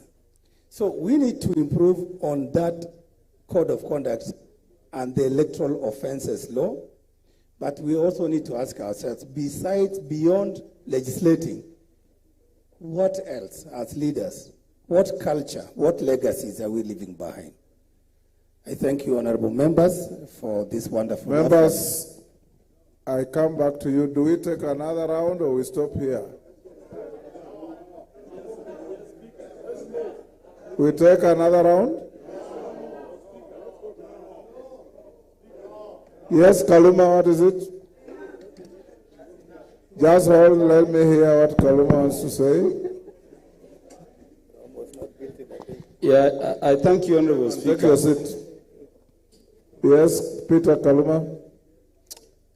Yes, Speaker, there is a matter which I think is being treated very casually before us. And so, Speaker, I thank you for giving me this opportunity. Speaker, you know, I was attacked during the Kasipul by-election. And Speaker, I'm not wearing this cap because I love being in a cap. But I missed death by less than a centimeter. If the boulder that was hit on my head had moved directly back here, I was dead instantly. And Speaker, I was attacked by the person who was a suspect in the killing of Honorable Were, for whom we were having that by-election. Honorable Speaker, I was attacked in the presence of 2 OCPDs with over 15 police officers, all of whom were armed. Under the Elections Act, Honorable Speaker, police officers in a polling station during elections are officers of IEBC, not National Police Service. And Honorable Speaker, these people are arrested and they are just released on orders of nobody, including the gun of my bodyguard is taken away by them and they just return it. And they are ordered released. And IEBC to date appearing before us, yet I nearly died. Gentlemen, that day it was me. I'm a 3-term member of parliament sitting in the speaker's panel. Tomorrow it will be you. Tomorrow it will be you. What has IEBC done in terms of the oversight over the officers? The police officers are there that day to address such issues. And Honorable Speaker, I may not be worried much myself, I can secure myself. But Honorable Speaker, because of what I'm seeing, I want to request you, let there be more security provision for the new MP for Kasipul. I really fear for his life. Lastly, Honorable Speaker, because I'll deal with my matters, the matter of verification of the voter register is not being answered properly, Honorable Speaker. And Honorable Speaker, in my first 2 terms, I sat in Justice and Legal Affairs Committee. The last voter register inspection and verification we did was in the Senate chambers. And there is the problem of people registered multiple times. We had a case of a single individual registered up to 38 times. Same ID number, same individual, same name, except serial numbers. We have issues of dead people who are not cleaned. My view, Honorable Speaker, is that it is impossible to clean the voter register. I wanted to get the views of the chair whether we could collapse this register, because the process of verification of voters is just the same, like registration. And we register people anew so that regionally, ethnically, our numbers can be duly reflected in the votes of the country. I thank you, Honorable Speaker. Yes, Chairman, on the issue of double, triple, quadruple registrations. IBC, I thought with modern technology, you can be able, at the press of a button, see how many registered voters have been registered several times. If I press a button on my phone, I'll be able to see how many people have saved twice or thrice and be able to collapse them into one. Are you telling us, IBC, that you have no such capacity or technology? Who is to answer, Chairman, or one of you? Marijan. Because if you have somebody registered 38 times and is still in your register, then it's a terrible indictment on IBC. Given the successive budgets you have been given to upscale and upgrade your technology. Thank you. Thank you very much, Honorable Speaker, for the opportunity to provide clarification in this specific area. First of all, verification of register of voter is clearly defined that it is a fact. Registration of voters is clearly defined that is the fact that voters present themselves to IBC for a period of 30 days to go identify their biometrics, to make sure that their biometrics are working. We give 30 days for the purpose of verification. We have not reached there, but by the time we complete the register of voter, then the voters will be given an opportunity for 30 days to go and verify themselves. Where there are going to be issues, they are going to be addressed there and then.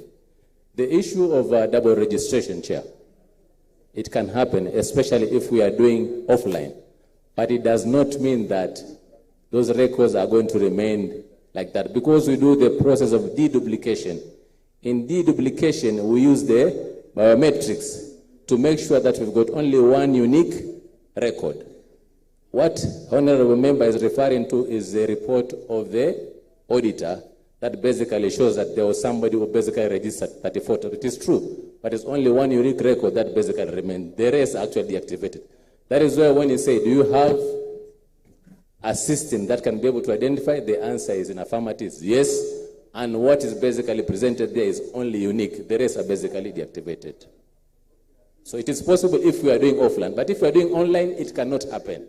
This time we are basically doing online. We are not doing offline. Previously we did offline. We are using the BVR kit. Nowadays we are using the KIMS kit, and we are not doing offline. We are doing online. We are connecting to the central database directly, and therefore duplications cannot happen. Thank you very much. Yes, Hassan. Come, Kunji. Give Hassan the mic. Thank you. I just wanted to come back on that, the number of voters. For example, I have stood 4 times, been elected 4 times in my constituency. The number of voters in my constituency is stagnant. It's 125,000 or 128,000. But only 90,000 or between 85 and 90,000 vote in every election. So the question is, who are these other 30 to 40,000 who never turn out? Are they dead? Are they people who have registered doubly? That has never been answered by IEBC. So I think they really need to look at this inflated registrations in some of the urban centers, in which where this could be abused. Maybe someone else is using the dead person's ID number to come and vote.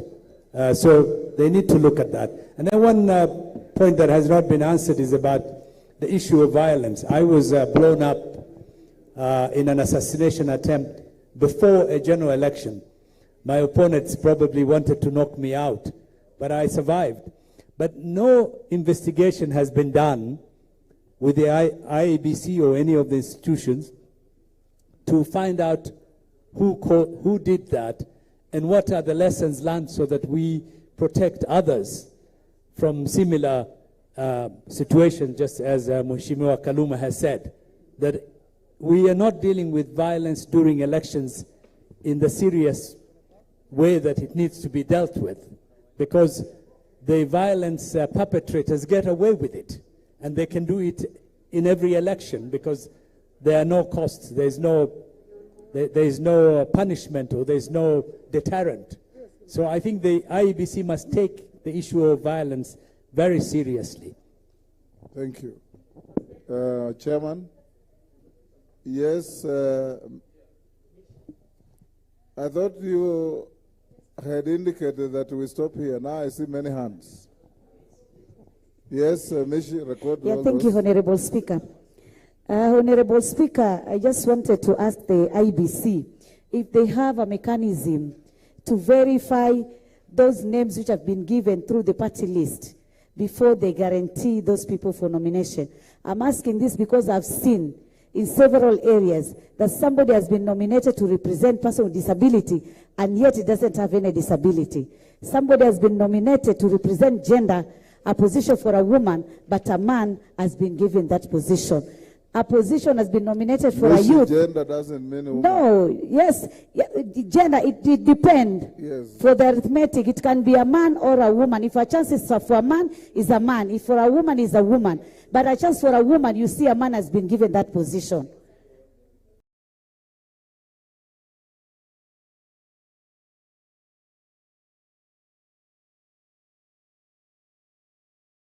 And so many other reasons. Somebody representing workers, and yet he has not been nominated organization for the worker. So what mechanism do you have to ensure that those party list names you are given, you verify those people even before you accord them those nominations? Thank you, Honorable Speaker. Member in a red jersey, is that Bowen? Who? Bowen?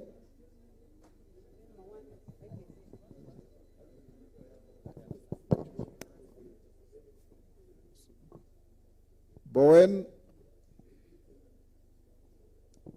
Thank you, Mr. Speaker. Mr. Speaker, I just want to make a comment, especially on how the IBC, they are working on to make sure that their register is integrated with the births and deaths system, so that where there is deaths, Honorable Speaker, in between, the system should be able to delete automatically that photo from the voter register.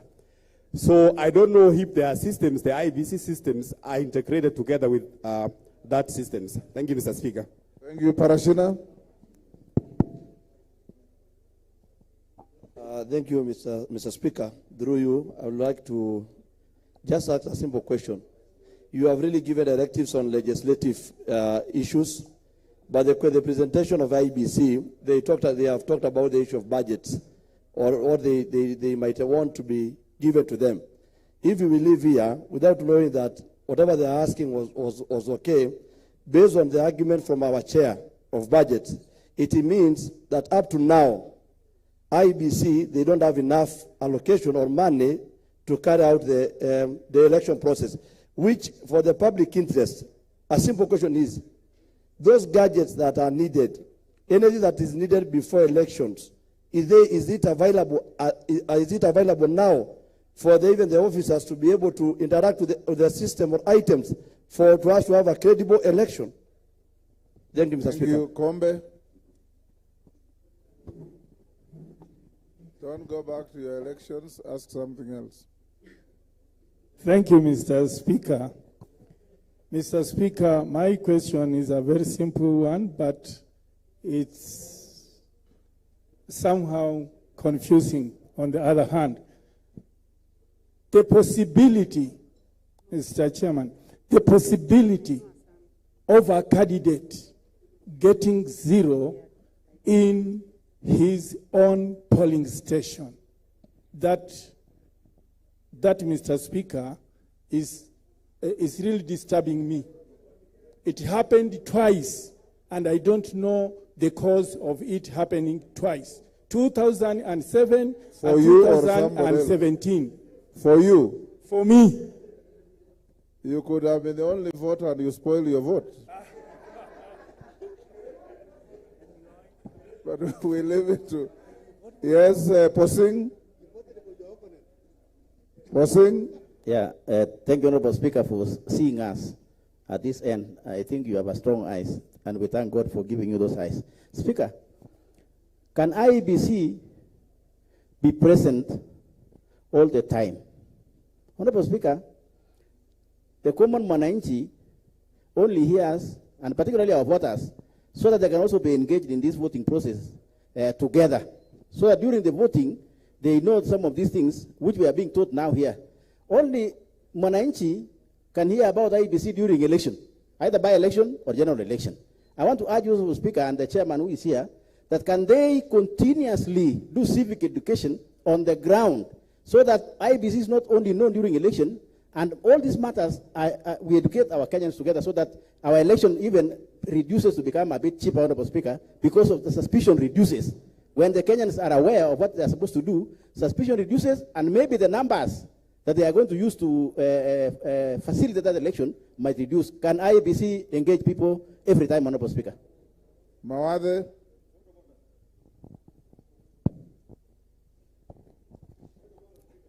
Thank you, Mr. Speaker. Hold on, Mawade. Who has a point of order? That is. Member from Boni. I'm not member from Boni. I'm Mr. Mboni. I'm David Boni. Rural, sorry. Speaker, I'm just wondering because I've been trying to catch your eye. And Honorable Kaki was here. Who? Honorable Lecho Kaki, Nyamai. She's your neighbor. She's Yes. the one who has run the... Yeah, she was here. And she told me she cannot give me the mic for reasons I know. Me, I don't know the reasons. So, and now, Speaker, now, even you now, you are actually jumping me. I've been here even before Fosin was here. Yeah, so I don't know. Member for Kitui. Rural. Yes, can I ask my question? You are casting aspersions on the chair and you are out of order. Take your seat. Take your seat. Mawade.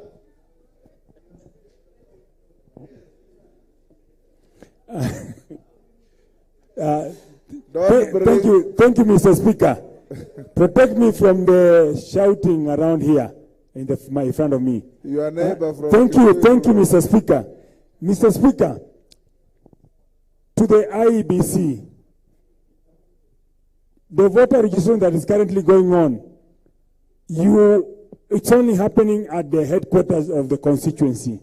There is need to spread this to the polling centers, not even the wards. Some of the polling stations from the center is quite a long distance. So there is need for us to take that back to where it normally is at the, so that we can get additional members, please. Voters, thank you. Thank you. Who is the member? Borabo. Thank you. I was here before. Thank you, Mr. Speaker. Mine is just one question to the IEBC. Is there any specific law that bars you from printing ballots locally? Is it that we don't trust our institutions? No, even of MCA, because, Mr. Speaker, I believe we use it is the trust deficit that we have and suspicious minds. Is there any law we can print for MCA? Thank you, Osero. Is that Osero? Yes. Thank you, Osero. Yes, Polo. Thank you. Thank you, Mr. Speaker. My question would be just to the chairman that I'm a very worried member that if the chairman himself keeps on repeating himself and saying he thinks, now who is going to give us a comprehensive and concrete issues about IBC? Because he kept on saying he thinks. Now that it is very clear that they do not have enough cash, are we expecting a credible election or not? Thank you. Mwingi Central. Thank you, Mr. Speaker. Mr. Speaker, there are some civil servants who have declared interest in some positions, including the position of your session chair.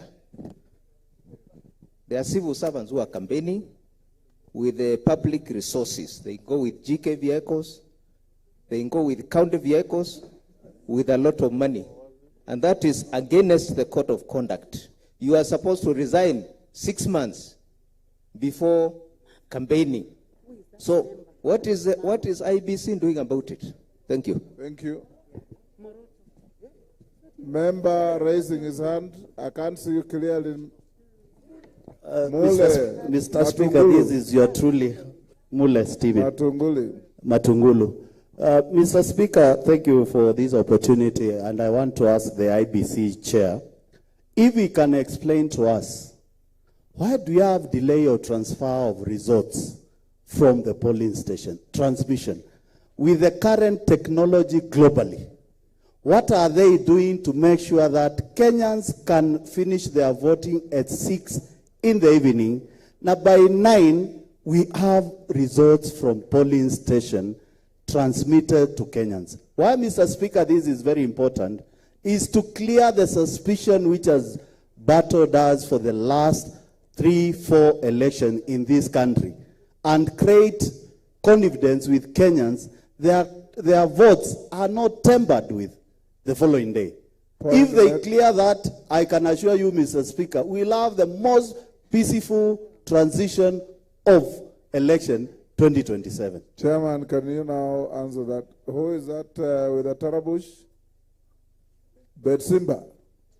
Yes, sir. Betsimba. Asante sana. Yes, boss. Go ahead. Asante sana, Mheshimiwa Speaker. Swali langu liko la kwa mwenyekiti ni siku ya uchaguzi. Siku ile ya uchaguzi wanasema kwamba kila chama kiwe na agenti mmoja ambaye anaangalia kura 6. Kwa nini ama ni sababu gani na wazuia kwamba kila mgombea awe na mtu ambaye anamchungia na muamini? Hiyo ndio swali na kwao nawapatia. Nashukuru, Chairman. I think now we have taken virtually everybody. Can you respond to all those? Some are overlapping. Some are on the same issues.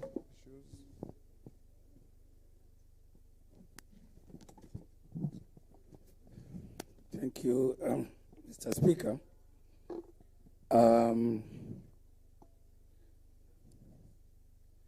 I think I'll attempt to answer, but I can also give to some of my colleagues.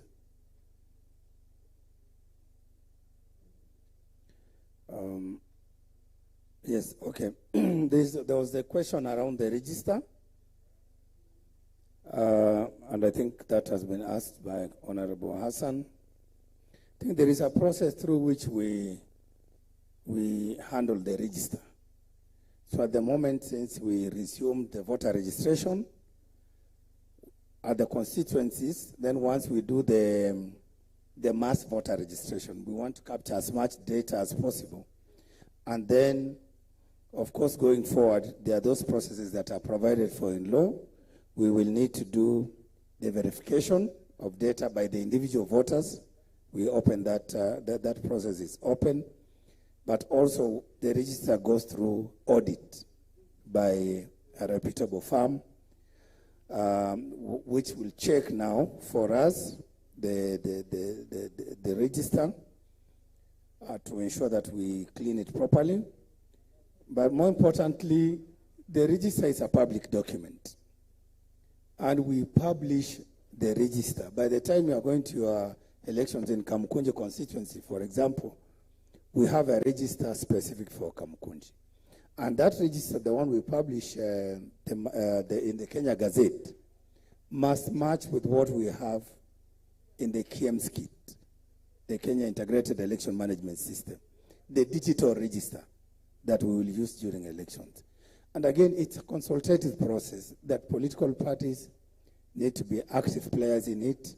Individual members of parliament need to pay particular attention to it, so that at the end of the day, we have a voter register or a voter's roll that meets the integrity tests, that can be verified, that is acceptable to all Kenyans. And that is what we will do this time round. So we urge you to follow and be active as we undertake the voter registration, but also the verification and the audit of the voters' roll and the final publication. On the issue of dealing with violence, honestly, I don't think IBC alone has the solution to this menace or to this very unfortunate thing called violence in our electoral system. So as stakeholders, as we IBC do our bit to enforce the Electoral Code of Conduct, let us also do our part. And if it means strengthening the law, please let us strengthen the law. If it means enforcement mechanism, if it means creating that specialized unit within IBC to police the electoral environment, if it means giving us the prosecutorial powers, let us think outside the box. Let us do something about it. For now, we will continue lamenting, we will continue sharing our sentiments, and yet it is us, the leaders of this country, that must do something about this phenomenon. So please let us think about it, because I believe this was a dialogue, an interactive dialogue for us to share our ideas on how to make things better. The party list, I think Commissioner Nderitu, you've interacted with this thing for many years, and I do know, again, there is a procedure for which political parties do their nomination or the party primaries. There is a procedure within which they decide who to put in the party list, and there's a process through which we publicize and we publish. So I think Commissioner Nderitu will explain in response to Honorable Mishimboko's question. In terms of linking our registration process, Honorable Bowen, I think, you know, in Kenya, we have various registration systems. When you are born, you registered as a child born in this country. You are issued with a birth certificate. Then when you attain 18, actually, by the time you report to your nursery school, you are registered again as a nursery school pupil or child, ECD. When you move to primary, again, you go through another registration process.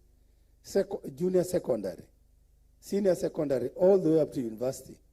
In the process, you attain 18, you are registered as a citizen, again issued with another document called the ID. You qualify to drive, you are registered again, you are given another document called the driver's license. All with different numbers, with different serial numbers, different expiry dates, and all that. So I think as a country, again, let us rethink the manner in which we register our populations, the manner in which we register our citizens, so that then if we can harmonize, then we will eliminate some of these costs.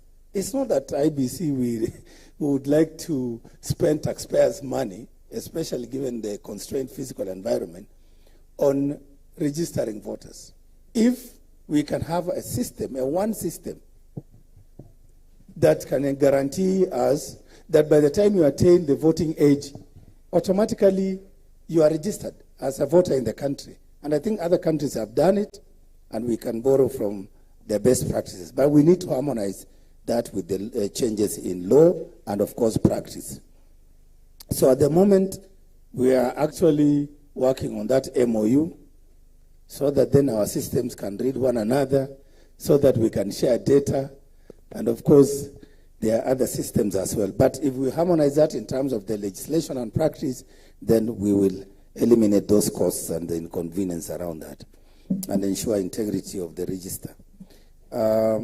Honorable Parashina, my brother, I believe you have spoken about the issue of timely resources and the adequacy of the resources. So, Mheshimiwa, that was my appeal the whole afternoon, that whatever we need, if you can provide us on timely basis, so that if it is undertaking procurement, we do it on time. If it's the kits, we get these kits on time. And you know, in Kenya, of course, one of the major risks we face is this litigation left, right, and center. The moment we start major procurement like this, there'll be people, vendor wars, and all this.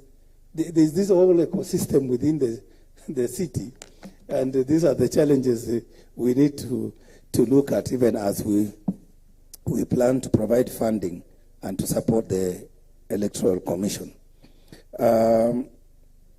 Of course, issue of printing ballots locally, you heard when Mheshimiwa was asking this question. Of course, not all of us support it. And if you put this question to Kenyans, again, people have different opinions. And it all boils down to that issue of trust. If we trust ourselves so much, we can print these boxes, ballot papers in the country. But if we are still suspicious about all these possibilities, then, of course, we need to have ballot papers with more security features and printed outside the country. And even when we print these ballot papers outside the country, we've had situations where sometimes we have to fly in, we have to ask the religious leaders to accompany our team to go and witness the ballot papers and hopefully pray for them, so that then we get the right papers that are blessed for us to guarantee that the electoral process and the outcomes will be credible and acceptable.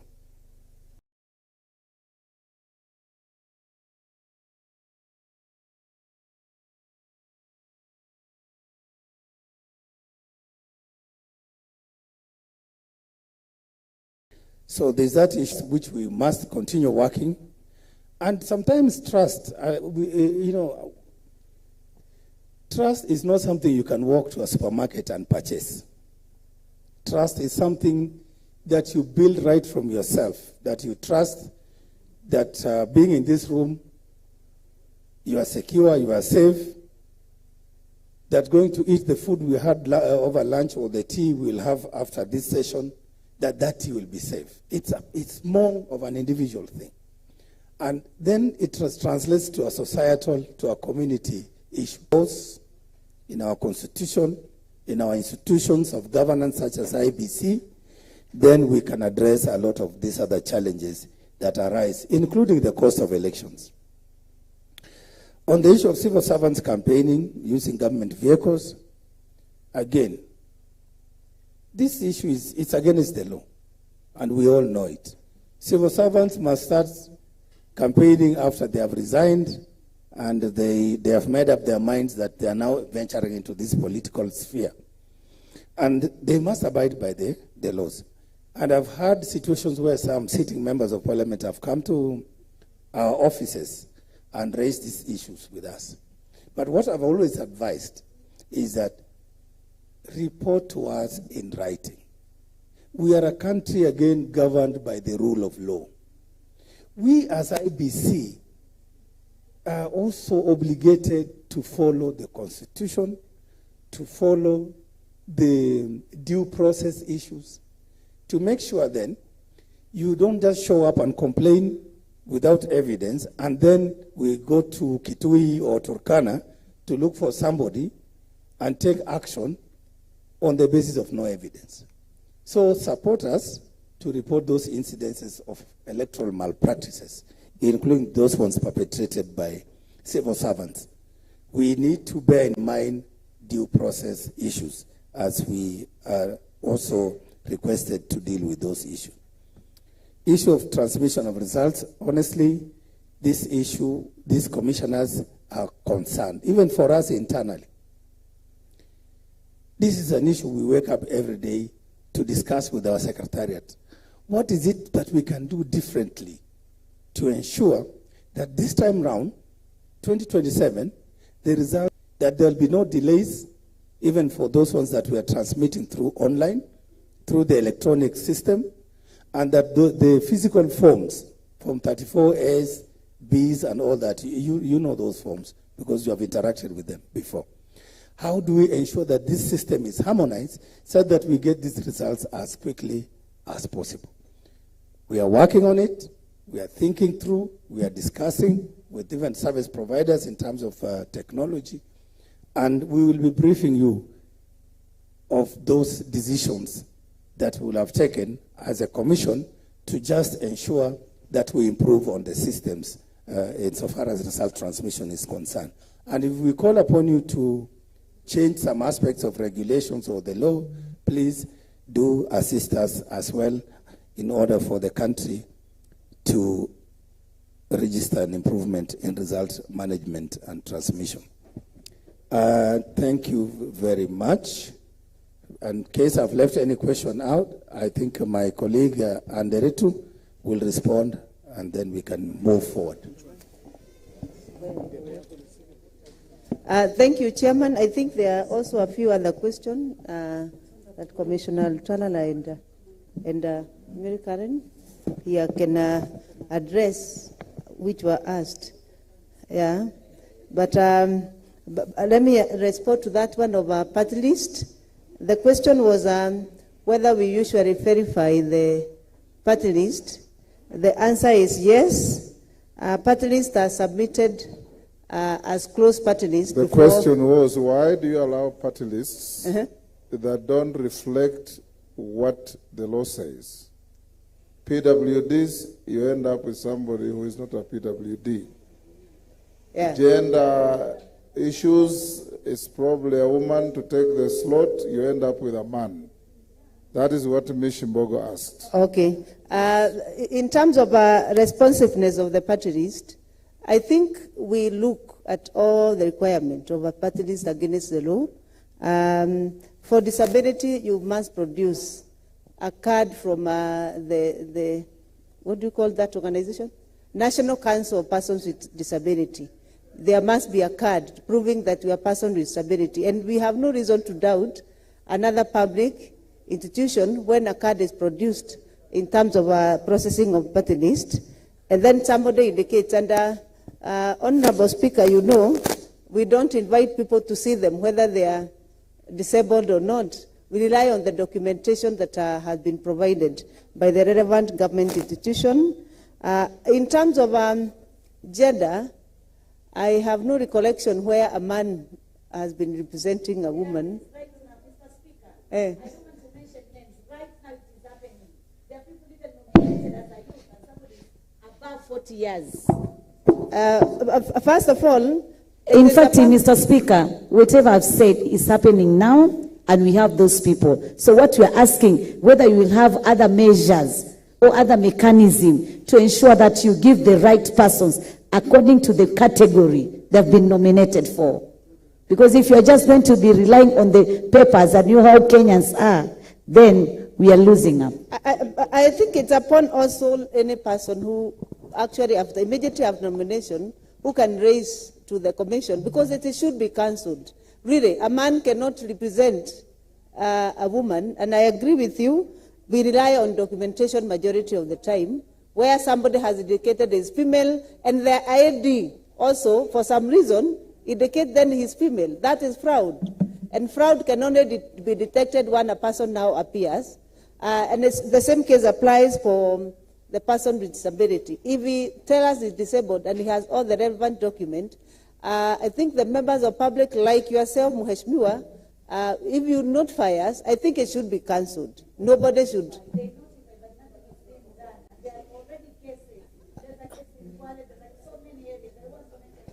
We shall ensure in the next election we are very responsive so that any case that has been brought to our attention shall be addressed.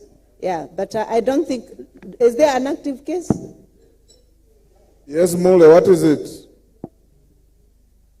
If you want to repeat your question, you asked why transmission can not be done as quickly as is practically possible to remove anxiety in the country.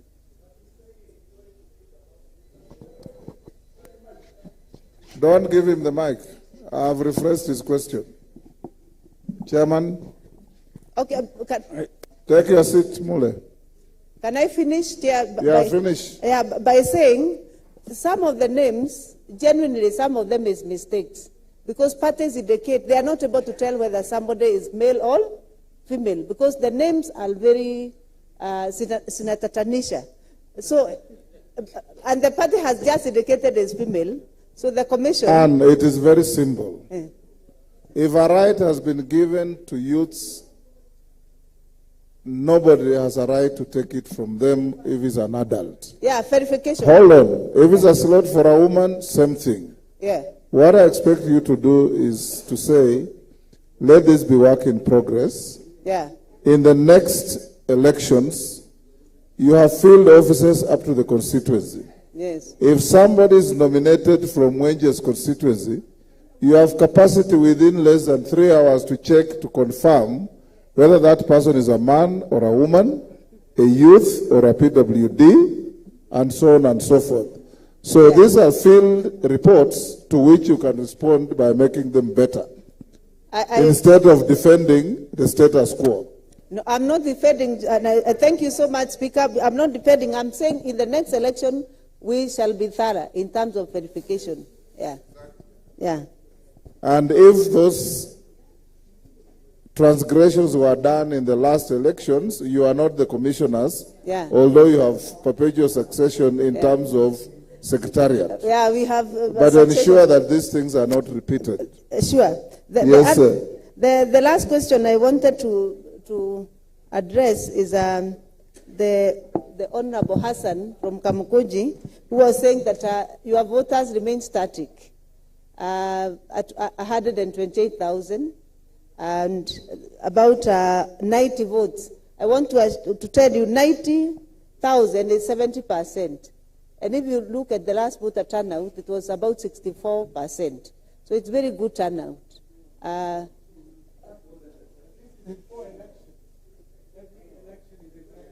But this time round, because we are doing mass voter registration, it is very important that we mobilize voters in that. His question was, yes, he has about 128,000 voters.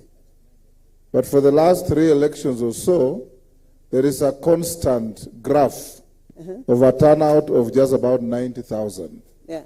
Is it because there is a possibility that over and above 90,000, those are ghost voters or non-existent voters? I think it's, Speaker, with all fairness to the Commission, is a question of voter turnout. Yes, I agree with you. Yeah. And Hassan, if this has happened in 3 elections, knowing how studious you are, you would also have found out whether the 128,000 exist or not. Yeah, thank you. Thank you. Commissioner Antola. Chairman, who else have you assigned? Yeah, Mukhwana? Yes, sir. Asante sana Mheshimiwa Spika. Kwa heshima nimeombwa nijibu hili swali liloulizwa na Mheshimiwa Kosing, na ameuliza kwamba mbona tume huru yaonekana tu wakati wa uchaguzi. That why is it that the IBC is only visible during elections? And then he added that why is there no continuous voter education? That observation has a lot of validity, Honorable Speaker, because when we arrived, the greatest challenge in my directorate as the chair in charge of voter education partnership. Angela, this order follows you everywhere. Order. Anywhere Angela sits, there must be disorder.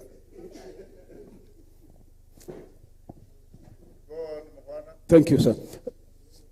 As the chair of the Voter Education Partnership, Stakeholder Engagement and Communication, we realized, and the CEO here has already attested to it, that the budget for voter education is always the first port of call when it comes to budget cuts. For some reason, with profound respect to our decision makers, they seem to view education for voters as not being so important, and they would rather we go to the real thing, which is election operations. But in my humble view, it is important that we invest in education for voters, because an educated voter will be advantageous to the process in a number of ways. Number one, he or she will make informed decisions. Number two, a voter who is well enlightened in civic education appreciates his or her civic role in participating in national activities. And number three, there will be less instance of spoiled votes. Honorable Speaker, in the last budget, what had been requested was 1.2 billion. The budget cut was 790 million. So 790 million was chopped off, and we were left with 500 million only. So you can see the priority here. As a result, in my directorate, which I have the privilege to chair, we have serious shortcomings in terms of combating what we now have as a menace in the electoral space, which is misinformation and disinformation. Misinformation and disinformation in the internet space has become so sophisticated that the Commission cannot combat that with meager resources. And that's a challenge. You know that most of you, honorable members, you have been victims sometimes where you say one thing, before you realize there is a picture of you complete with things that you have not said. And by the time you correct it, the damage is done. So we need a requisite capacity to be able to respond to disinformation and misinformation, to be able to help the credibility of our election, the brand of the Commission, and above all, to stabilize the nation's peace. So finally, Mr. Speaker, because of budget cuts, we are not seen there. In fact, as the CEO has said, when we arrived, nothing was happening at the Commission in terms of voter education, because the perception is after election, hakuna kazi, ngoja uchaguzi mwingine. Kwa hivyo, hapa tunaweza kuomba Mheshimiwa Spika kwa hisani na kwa heshima, ukiweza kutusaidia tupate mgao wa juu kwa elimu, washikadau na mawasiliano, tutakuombea Mwenyezi Mungu. Asante. The quality of the response will reflect the quality of your request. Thank you, Mr. Speaker, sir. My voice is not very good today. I have a flu. I wanted to make a comment on the elections offenses. However, the chair has responded to it. But I can inform these honorable members that the election offenses were managed by IBC from the year 2011 to the year 2016 under the Elections Act. However, in the year 2016, the election offenses were moved to the Election Offenses Act, and the powers to prosecute were transferred to the office of the ODPP. And what is left with IBC now is only to investigate and work with ODPP for prosecution. So maybe that's an area that needs to be looked at so that the powers can be transferred and IBC is not accused of not prosecuting the people, the offenders, because now the powers are with ODPP. What we have now, what is left to the Commission, is the enforcement of the Electoral Code of Conduct. And I would want to remind all of us that the Electoral Code of Conduct kicks in when it comes to the general election from the day of gazettement of the election date until the day the members are sworn in. And in a by-election is from the day the writs are issued until the day of sworn in. So maybe we need to harmonize that one and we get back the powers so that we can prosecute those offenders. Thank you. Chairman, wind up. Mule, I see your hand up again. What is it? Can you give Mule the mic? I hope it's something new.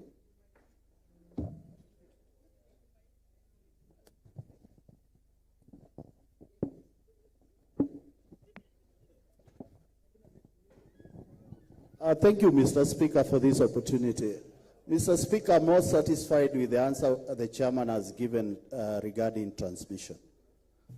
Mr. Speaker, I've been elected 4 times, and 3 times I was with you.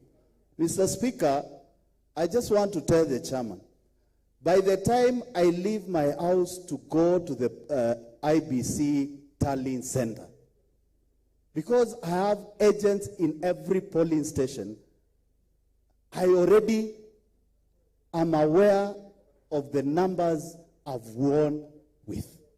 Mr. Speaker, if we want to save this country from the mistrust, Chairman, you have no other business but to assure Kenyans you have a full, competent, and trusted system of transmitting results.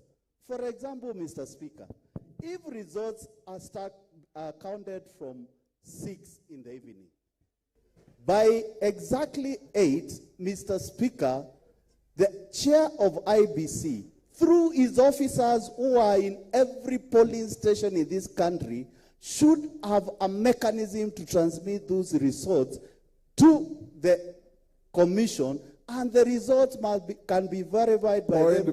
Point made. Please, Mr. Chairman, Speaker. Pardon? There is no point to reinforce what is so obvious. Thank you, Speaker. Thank you, Right Honorable Speaker. I think as we wind down,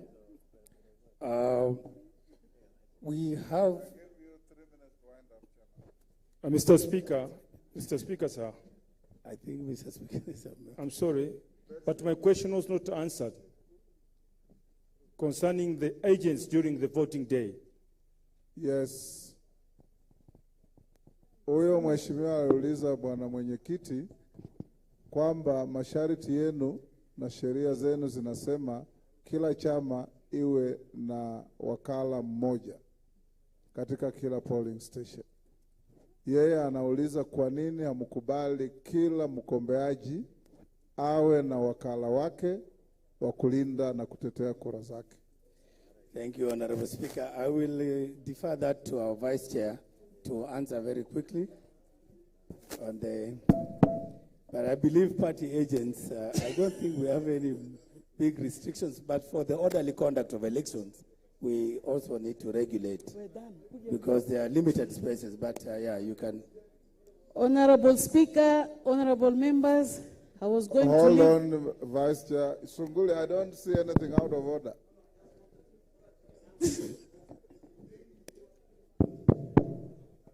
Sorry, Mr. Speaker, so that she can answer it more completely. Kaluma, you are chairing the next session, and I see you walking away as if you are leaving.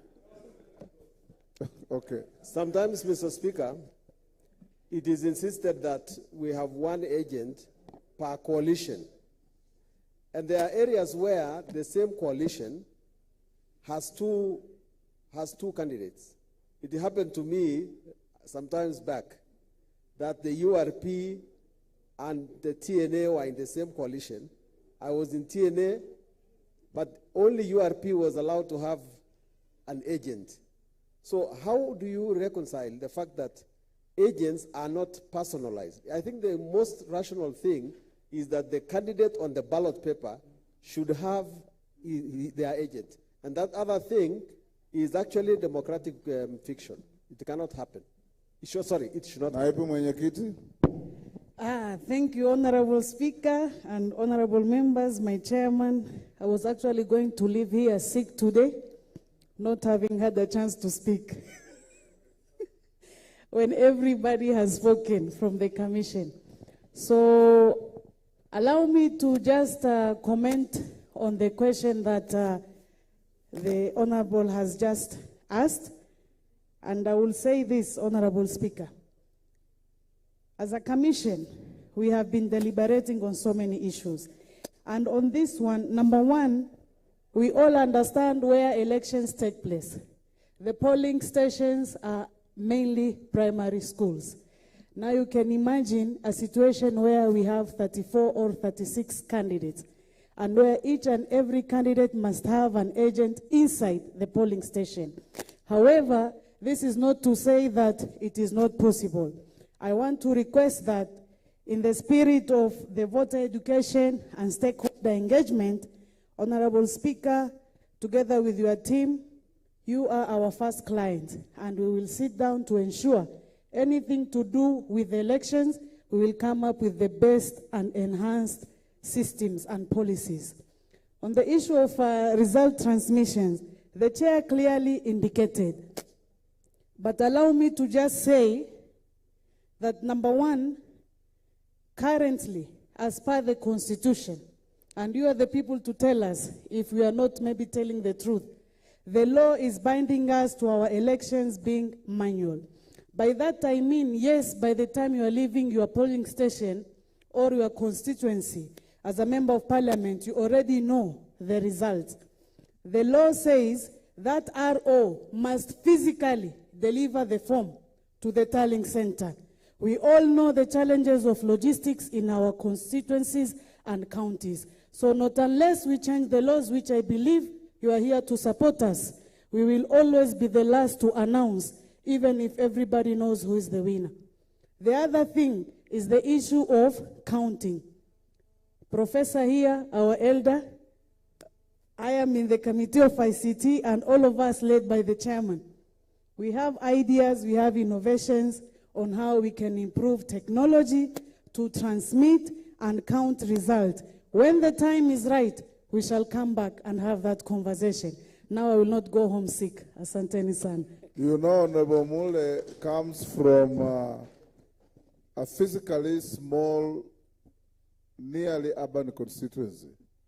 Mule, if you lived in Pokot, you would not be advancing the same argument. If you lived in Turkana, you would not be advancing the same argument. There's validity in what you are saying, but that validity is not for general application given our topography and how this country stands today.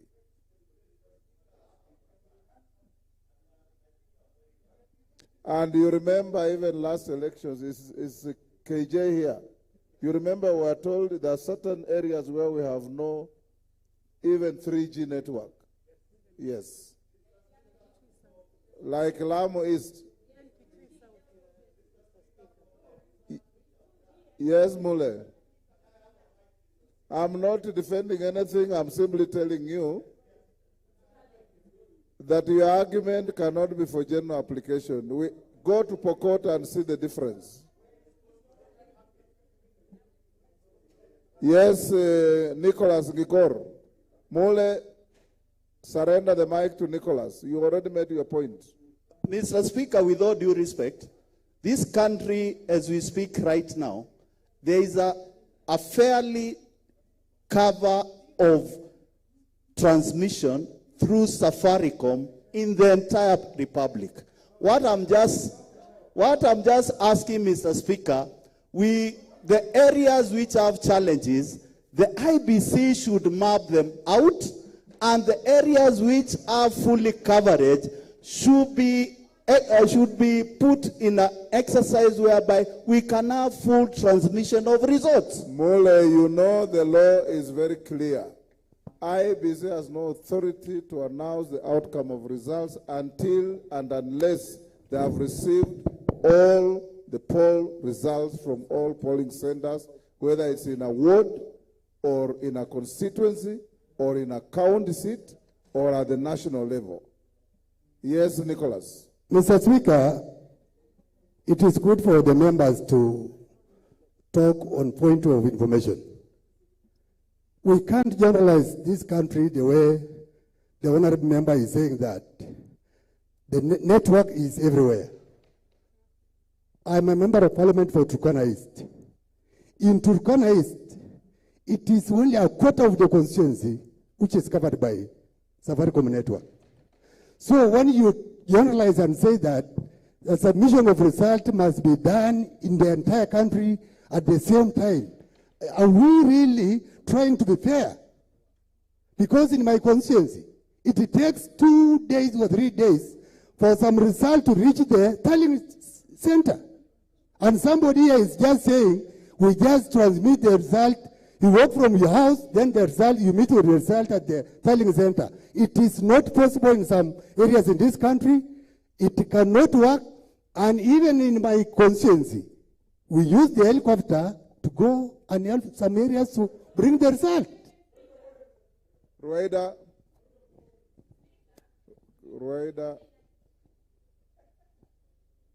Sijui kama hii bunge inajua kwamba ile kontena ya mitihani kwangu kiangu haikufika. Mnajua hiyo kweli?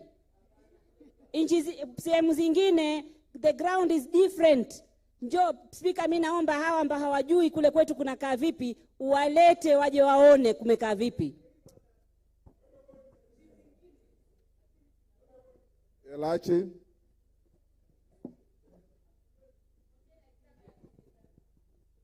Thank you, Mr. Speaker. Mr. Speaker, I want us to close the debate and tell my colleagues, we went for the by-elections in Turkana, Nana. We used a chopper.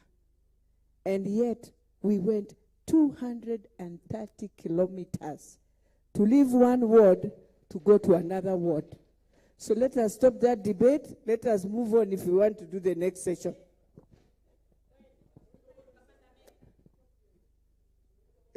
Order, Mawade. And I'm also reminded, and I recollect, in the presidential petition in 2017, the Supreme Court ruled, among other things, that the IEBC cannot and will not announce results until they have seen all the physical forms. That is a judgment that has a force of law. And I want to remind my brother Mule, you know, we have soldiered on the same side for as long as you can remember. I know your constituency. It is very even, very urban, very easy to move. That constituency is not the same as a constituency in Pokot, in Turkana, in Lamu, and I'm even told by your colleague from Kitui South that her area has similar challenges. I'm told Suba North has the same problems. These are steps we have to take. There is no one size fits every foot. IBC, you have a duty to ensure that you do the right thing as quickly as is practically possible. And where you have mapped out and we have challenges of communication, advise other agencies of government to see how they can improve so that we can be able to raise the areas. But it is not right to sit here and think that Embakasi South or Matungu is the same as Kachiliba or Emugwen or Keio North or some of those constituencies. Let's be fair to all Kenyans. Yes, Chairman, I think we're done with you. You can take your seat. Thank you, Honorable Speaker and members. You have heard the sentiments of many of the members. Like I said, it should be work in progress and must be good progress. Our dream is to go to an election. I don't know if any of my members here has ever been to Ghana during election time. Millie, you have been. Elachi, you have been. You will not even tell that there is an election. And in a presidential vote, my friend Mahama was defeated by 19,000 votes. Nobody threw a stone, nobody walked on the streets, nobody shouted at another. I hope Kenya will one day get to this. And we count on IEBC, whether it's your tenure or another tenure, to build and raise the level of confidence to where the winner does not get away exalting themselves and the loser does not feel vanquished. It is just a process of democracy. That is the country we want. And you are the referees. So all these things the members are saying, take them into account, sit in your boardrooms. As a House of Parliament, we promise to support you with resources to deliver a credible election as is envisaged under our Constitution. But let's give a fair opportunity to Nicholas from Turkana East, to Posing from Pokot, and to those who come from constituencies where it takes you 5 hours to move from one end of your constituency to another. Thank you. You are released to go back to your offices. Members, we still have... Members will now move. Where is Kaluma? Come to the chair.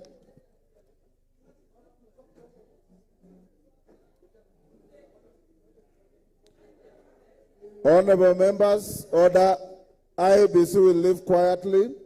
We will now go to the program at session number 4. Senior Counsel Tiendo Molo, kuja mbele. Sheriff Samwendwa and Yusuf Mbuno.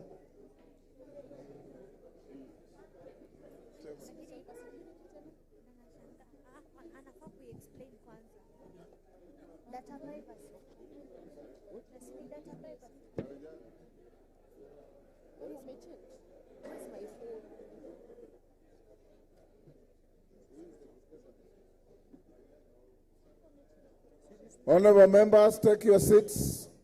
We're moving to the issue of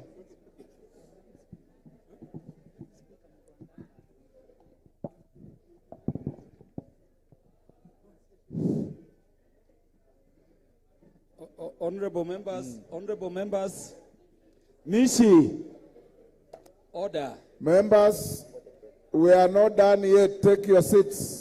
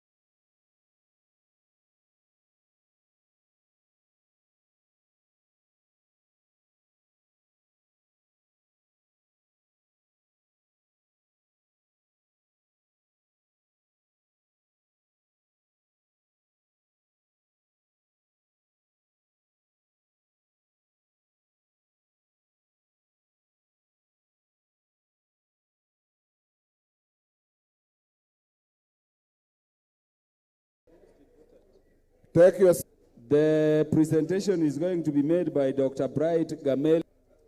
This is a thought leader. Honorable Speaker, I want to thank you for bringing this gentleman as we're meeting in Mombasa and how sensitive this area is as we approach election.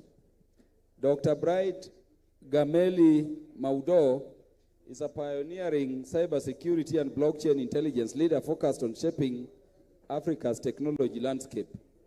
As a founder of Africa Hackon, he advances the continent's security infrastructure through capacity building and expert community development.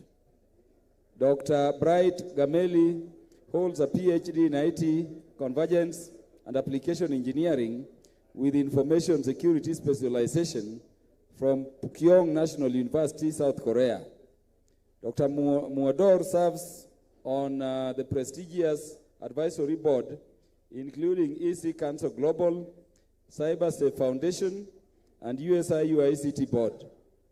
With over a decade of cyber security intelligence, he specializes in cyber security strategy, resilience, penetration testing, and blockchain intelligence.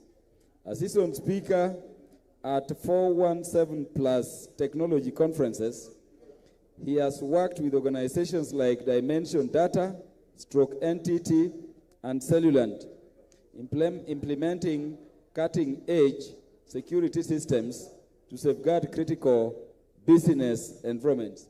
Much is said about him at page 16 of your program book, but I want to invite him so that you can hear from him. And I'm happy Honorable KJ has come in front.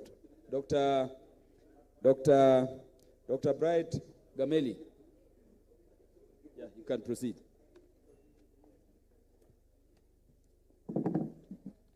Mamelachi, you are so mobile. Take your seats and listen to this gentleman. Those of us who are in Mombasa and listen to him felt it's important that he talks to you as well. Go ahead. Good evening, Mr. Speaker, honorable members of Parliament. Good evening.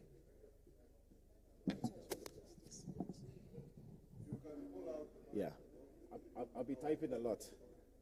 So, I stand before you this evening because there's a conversation we've been having the whole day, which has been misinformation.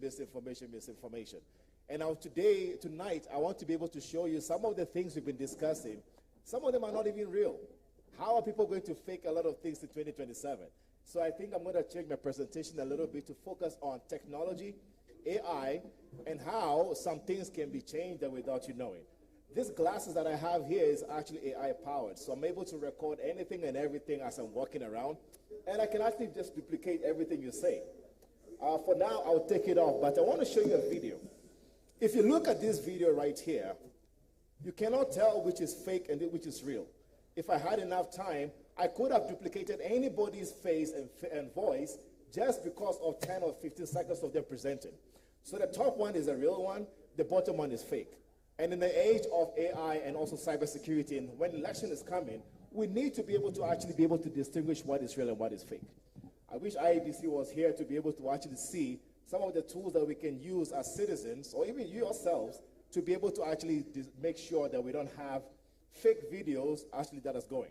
So there will be a lot of tools, a lot of list of tools that I will be sharing with you. I know you cannot remember all of them, so I will share the presentation. It has a list of all those tools that you should be able to see. What we are seeing right now when it comes to cybersecurity, my entire life is about hacking. I hack anything and everything. I don't think there's any system that I've not been able to penetrate in this country. When I say that, in the country, in the continent, around the world, we do that. I have two of my colleagues around. Fraser is here and Trevor.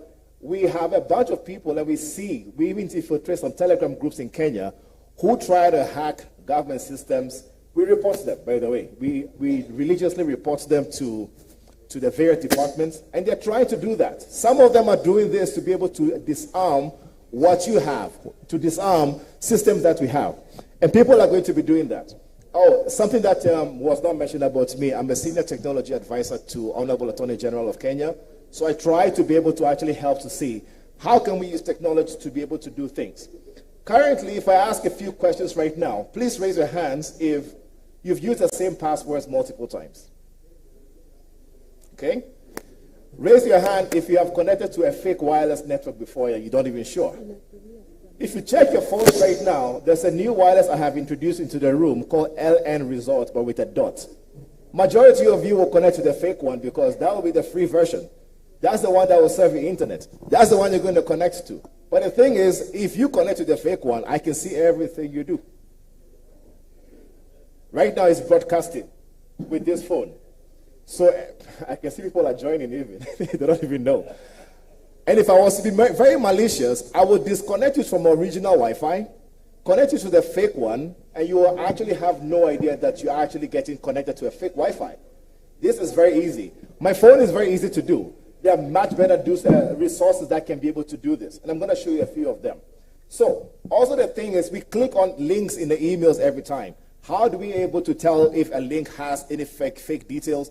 How can we tell if it has malicious content? Because some of you who are here, who are members of National Assembly, you will be targeted.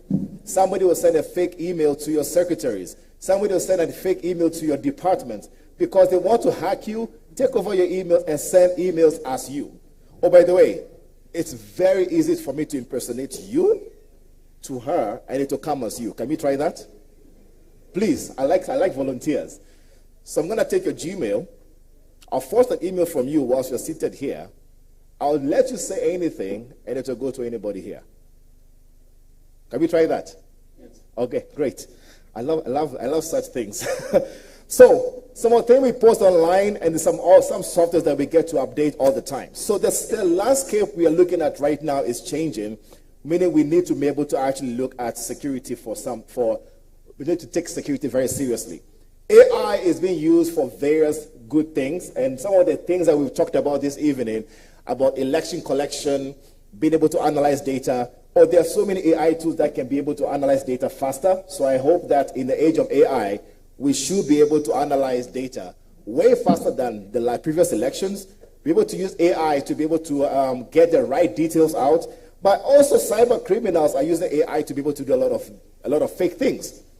Voice cloning, deep fakes. There are so many ways that they're able to manipulate data that we need to be very careful.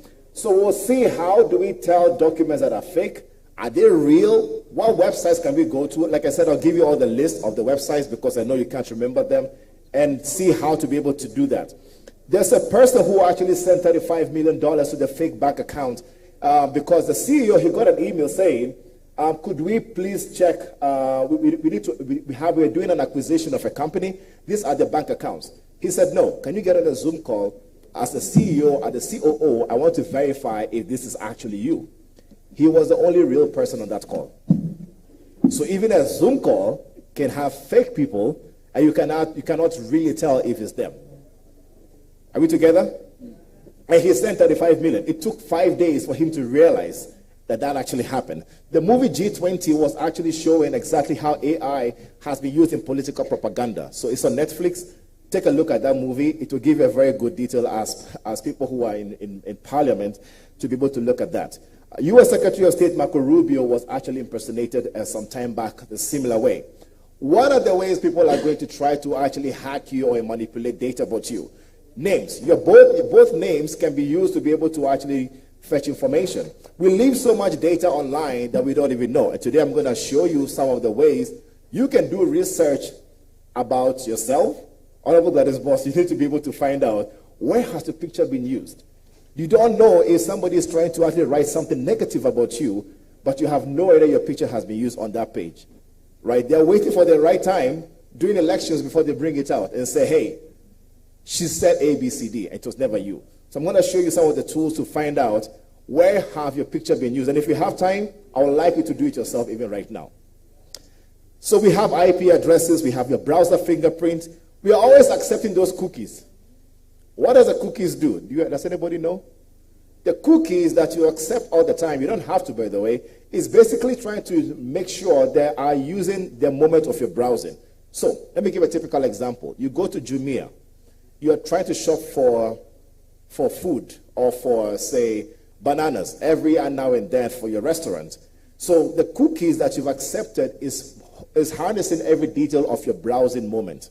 Same thing as your emails. Same thing as your social media. Same thing as the website, all websites you go to. So those cookies, somebody can grab them and log in as you. That's how your social media accounts and emails get hacked, if you do not put the right security details. Everything we have, our emails. How many of you have the same email you use for your banking? It's the same email you use for everything. Your entire life is tied to your email. So today, before we leave, if we forget everything, I want to show you how to secure your email before we leave. Is that okay? At least that, if you forget everything I've said today. Because if you don't secure our emails, our entire lives are tied to that. Our entire lives is connected to that, and people can find out information about you. Location details. I only need to send a link to you for me to be able to find out exactly where you are within 10 meters, just because you click on a link. Phone numbers.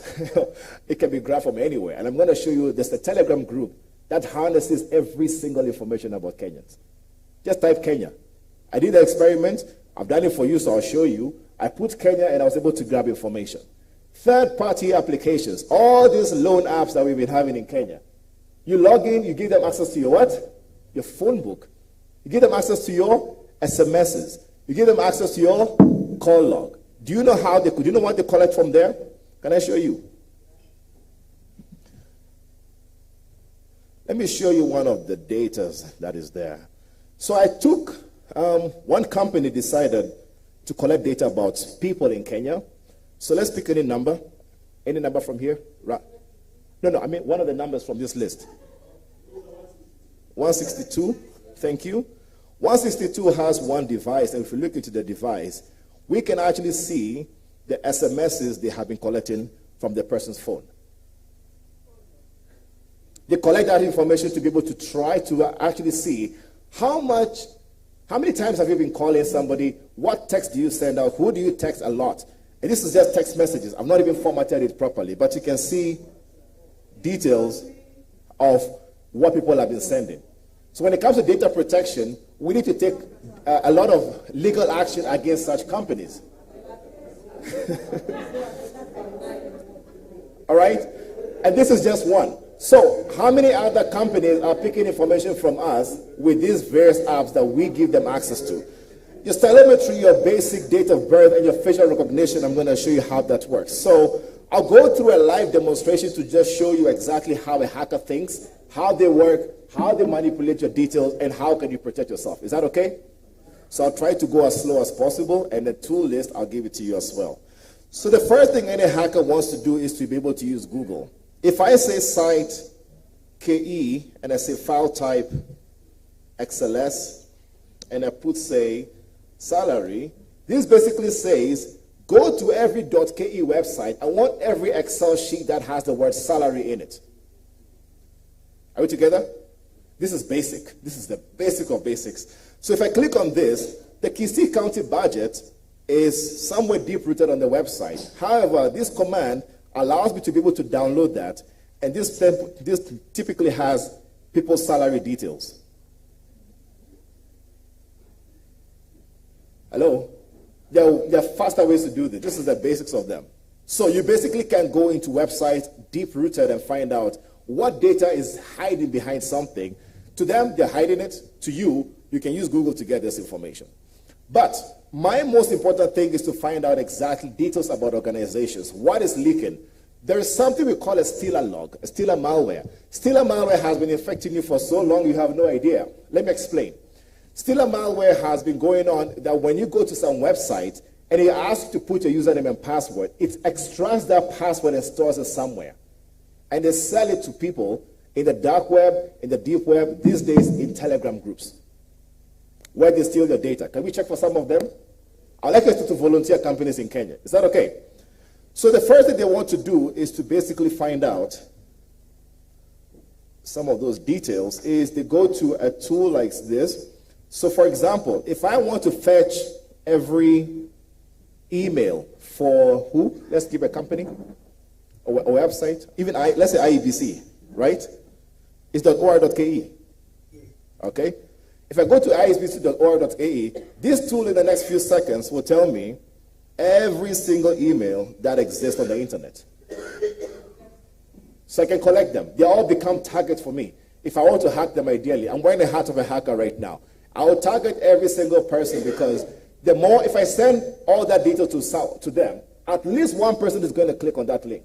Are we together? I'm talking about how hackers do it. So they fetch all this information to see whom can they target.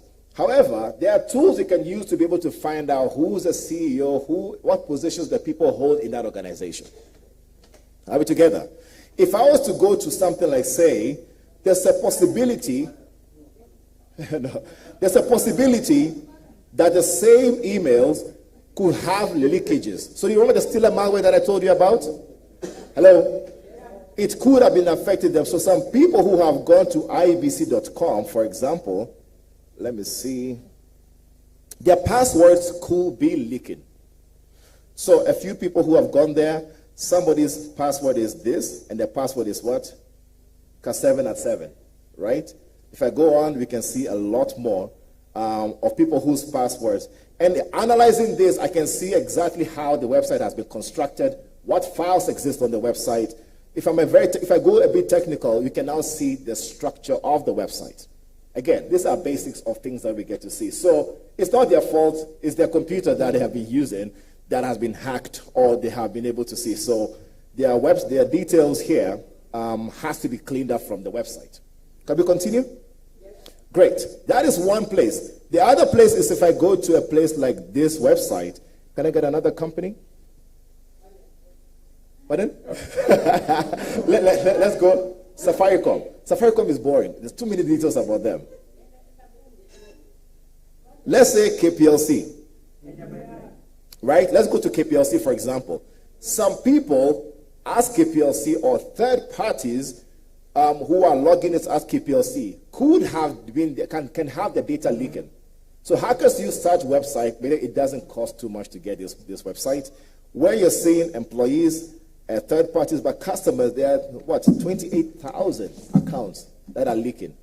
So if I randomly pick, if I want to try to log into somebody's account, all I need to do is select a few of them, and I press unlock.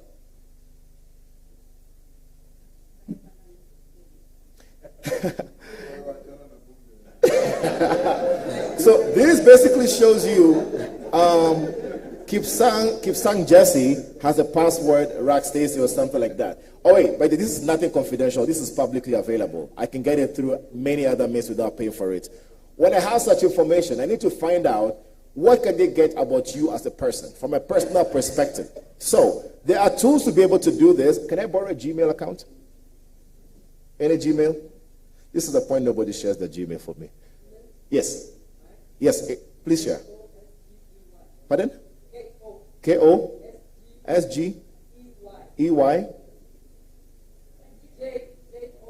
J-O-S-S-E-S.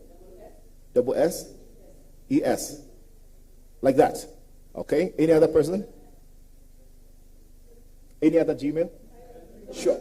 You've been locked out of yours. Maybe the password you can find it today.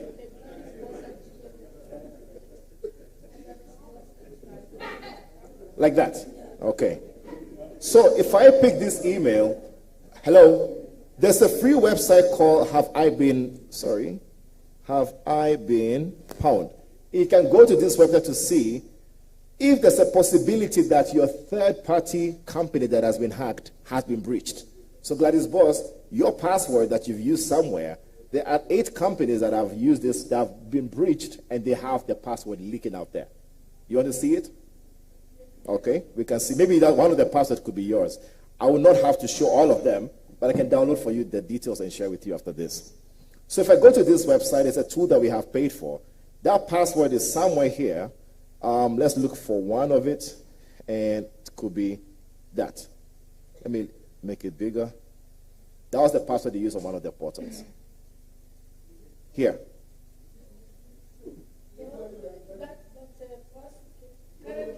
No, not currently, back in the day. One of them. Yes, that's my son's. Okay, yeah. So there are many others, but don't worry, I'll download all of them for you so that you can actually go through. Maybe one of them, you are still using it. Yes.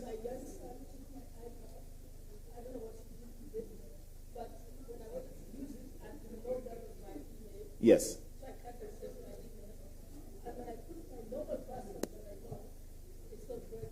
Okay. We'll see how to help you. We have a full team here So we'll see how to be able to assist you on that. Yeah. Oh, yeah, yours also so here. So if I check this,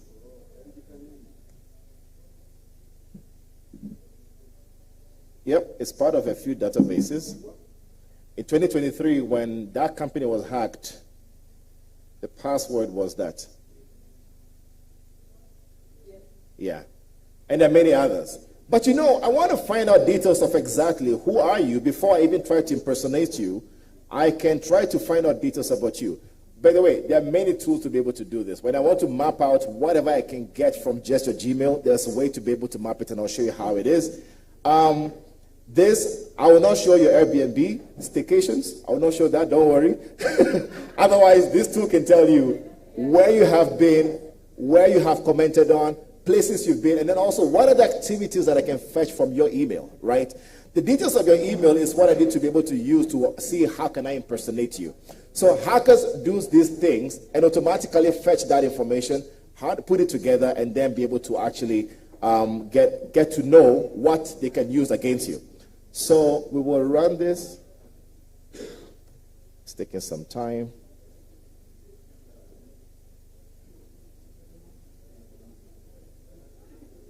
Let me run on my email as well.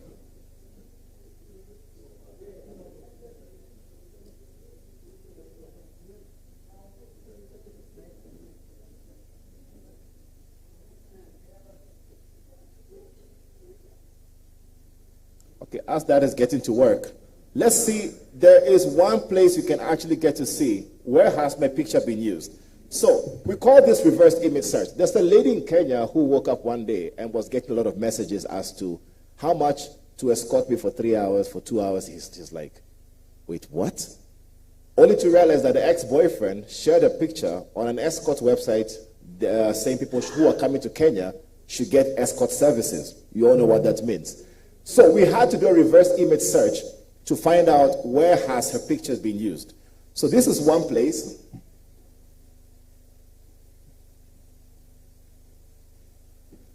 If you upload a picture, or if I upload any of your pictures, I can do that reverse image search to find out exactly where your picture has been used and who exactly you are. Be able to actually harness enough information to be able to see if I can compromise you.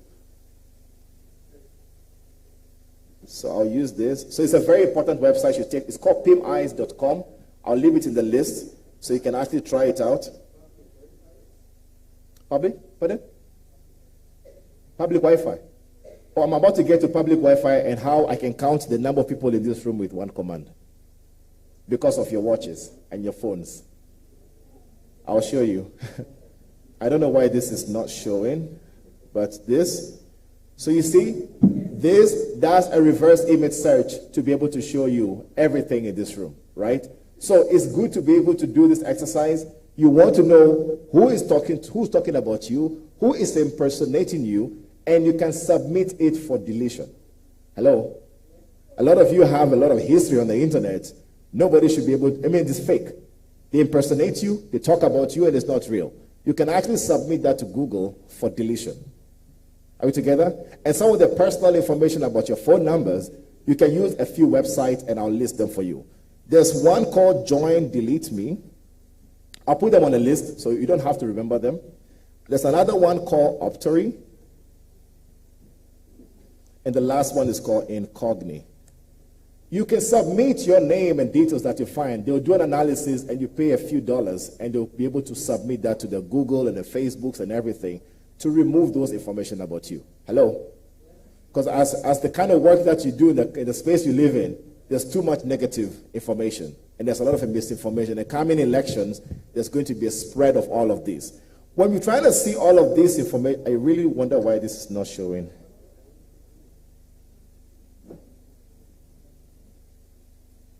When I have all that information, it's where I want to see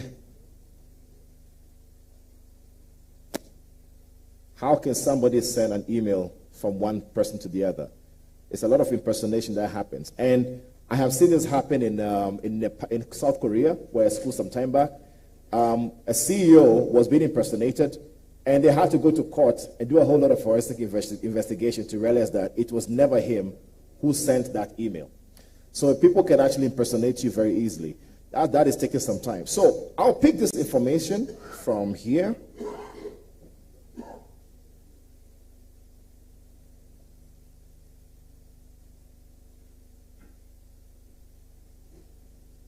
Where am I?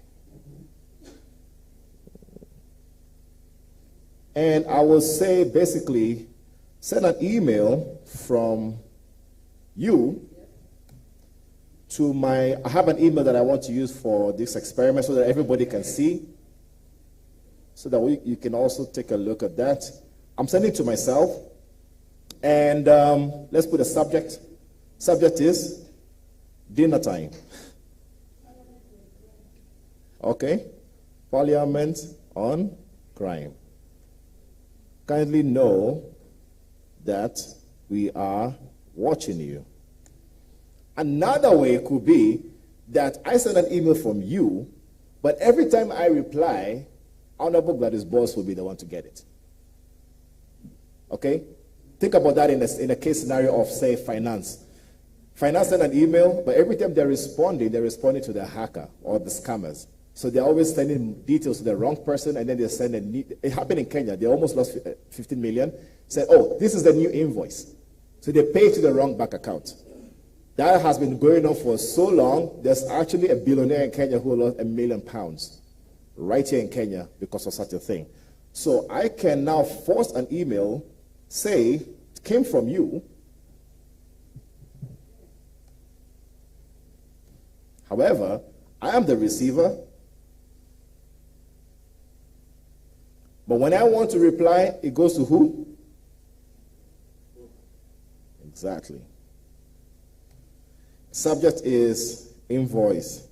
Oh, sorry. Kindly find attached the invoice for processing. Sometimes they don't even need to know the details. They only need to know both names.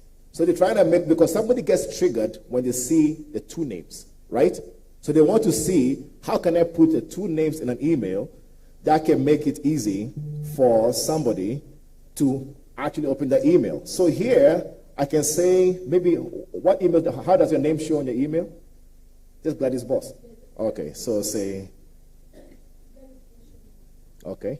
So let's say Gladys Boss are the two details. I can take that and say, the recipient of the email is still me,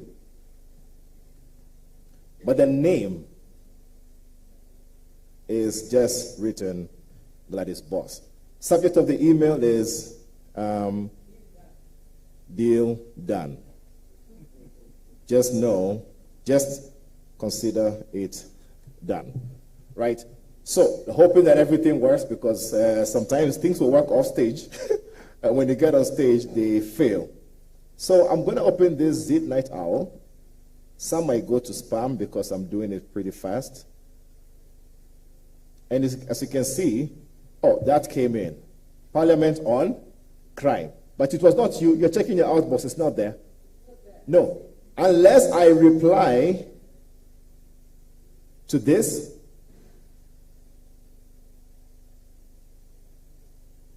Oh, but you see, when I said, I am now replying to you. You can confirm in the next 10 seconds if that has come to you. Now is the only time you will see it in your outbox, on your inbox. Are we together? And by then, damage has been done. So we have to be very careful as to where is the email coming from when we open them. The other one is, oh, there it is. I even typed the name invoice wrongly. But you see, it has come through. Yeah, it can be done to anybody. You can see the second one here. Let me increase the font.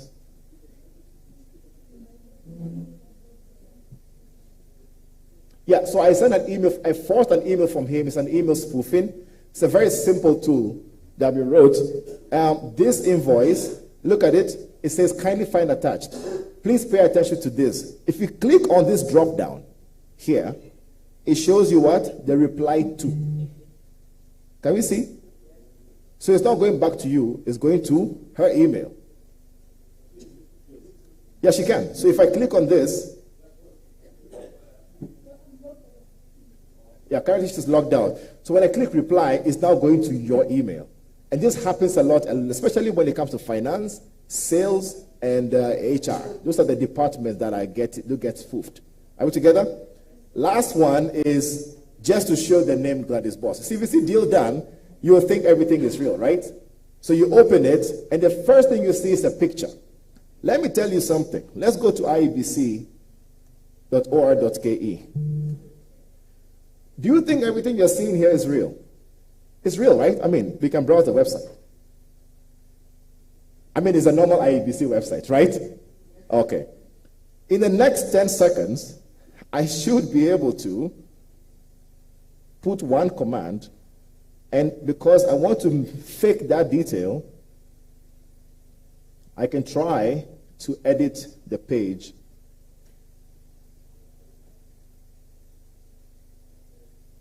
Oh, sorry. Here. When I put that, I can literally change anything you see. Can you see up there? And I can change this from whatever is written here, access offices, to my name. So anything can be faked just because. And you see the website is still moving. If I take a screen recording of this and I said, look what Honorable Gladys Boss has done, you're quick to click on it. Are we together? So I'm also going to show you how to verify links and documents, because there's a lot of documents that are going to come to you and they're fake. Hello? But before that happens, this is the most common of them all. How do I make sure, sorry that Honorable, I'm using your name a lot, but you're the closest to me. How do I fake a conversation between the two of us? This has happened again, I think, sometime in Parliament, where somebody was saying, you said this, you said that, but there's WhatsApp messages showing, but it's not real. Hello? So this website actually helps you to fake conversations. So if I go there and I say,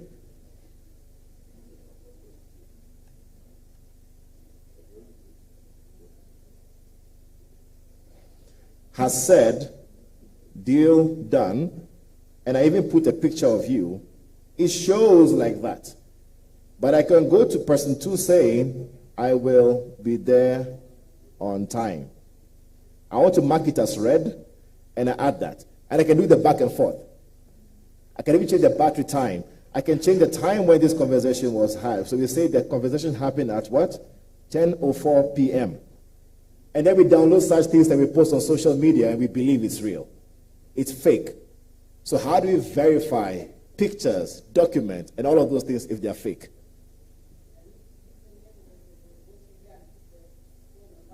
Yeah, I can do that.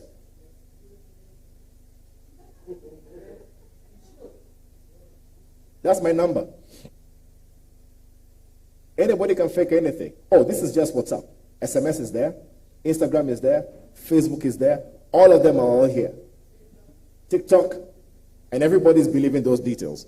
So we have a website called Metadata to Go. This website called Metadata to Go, you can upload any document in there and it will verify if that document, who created it, when was it created, on what computer was it created. Because sometimes I saw a document, I think it was a bill, which was drafted in Kenya. Guess what? Somebody in Uganda edited that document and shared it in a WhatsApp group. I only used this website to check and I realized, I'm like, no, the person who changed it was named, the person was called Songa Chris. I'm a Songa Chris, but you're Ugandan. So why are you sharing a Kenyan document and then you're saying, clause this is the real document? This actually happened in Kenya. So people can, it's good to take this website. You can put in documents, pictures, anything. If you receive a link or any document as an attachment and you don't know if it has any malicious content, you go to a website called Virus Total. I've added that to the list as well. So I'll give you all the list of the websites that you don't have to remember. You can put the link here and it will automatically detect and scan the document or the link to verify if it has any what? Malicious content. Hello? Yeah, for AI, there's a lot. There's a long list for you. So you can get to check because a lot of people will be sending you fake details and that's how they'll be able to do that. If I was to do this in a faster way, this is a very simple tool that just put in my phone number, it scans the entire internet, finds every metadata. Who am I? What websites do I have? What do I have as a linkage to me? My kids' pictures being shown. It actually segregates pictures for me. So things that are kids who are older basically can map out your entire life on one dashboard. I don't know if our intelligence agencies in Kenya have it, because this is a very easy way to profile somebody from social media. Hello? It costs about $10,000, but it's really effective. When you have such things, these are some of the ways you can get compromised. But if you think hacking only goes to software, this is where you also need to know hardware. I can control the AC in this room with this. I can control power projectors and everything, digital signs, with a simple tool. If you pick out your iPhones, because I know majority if you have an iPhone, look at your iPhones. Pardon? Oh, look at it. Just keep looking. You'll see currently there's a pop-up of you to connect to a Bluetooth device. Apple TV, right? Do you know why I did that? I'm triggering your Bluetooth device to come on, because now that I'm there, I can scan for all the Bluetooth devices in the room. So I'm forcing your Bluetooth to come on. Hello? That's not the worst part of it. When I see these Bluetooth devices come on, so now there are about 250 devices within range for me. And I'm using a very weak adapter. I can go about almost 1 kilometer. Hello? But this is what happens. When people want to listen to you, recently a vulnerability has been discovered, and pardon? A vulnerability has been discovered with these things that we have. We all have one, the AirPods and the earbuds and everything. If I want to listen to the conversation, I want you to actually have a conversation there when I give you this, and I want to record you, right? I didn't show this in Mombasa. This was new at the time. So I run this tool.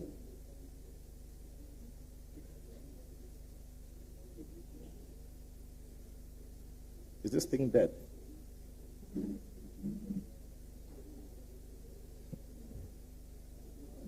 And if you watch this, we can actually have a conversation. Let's say it's a secret conversation to have.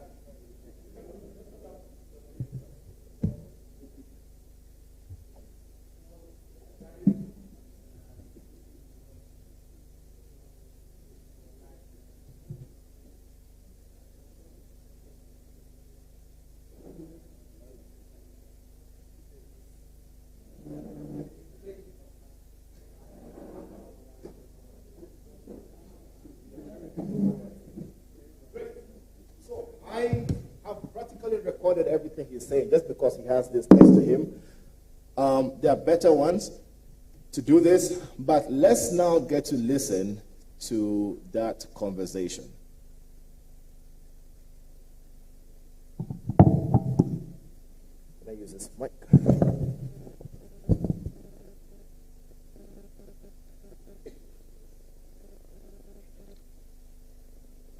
Where's the mic?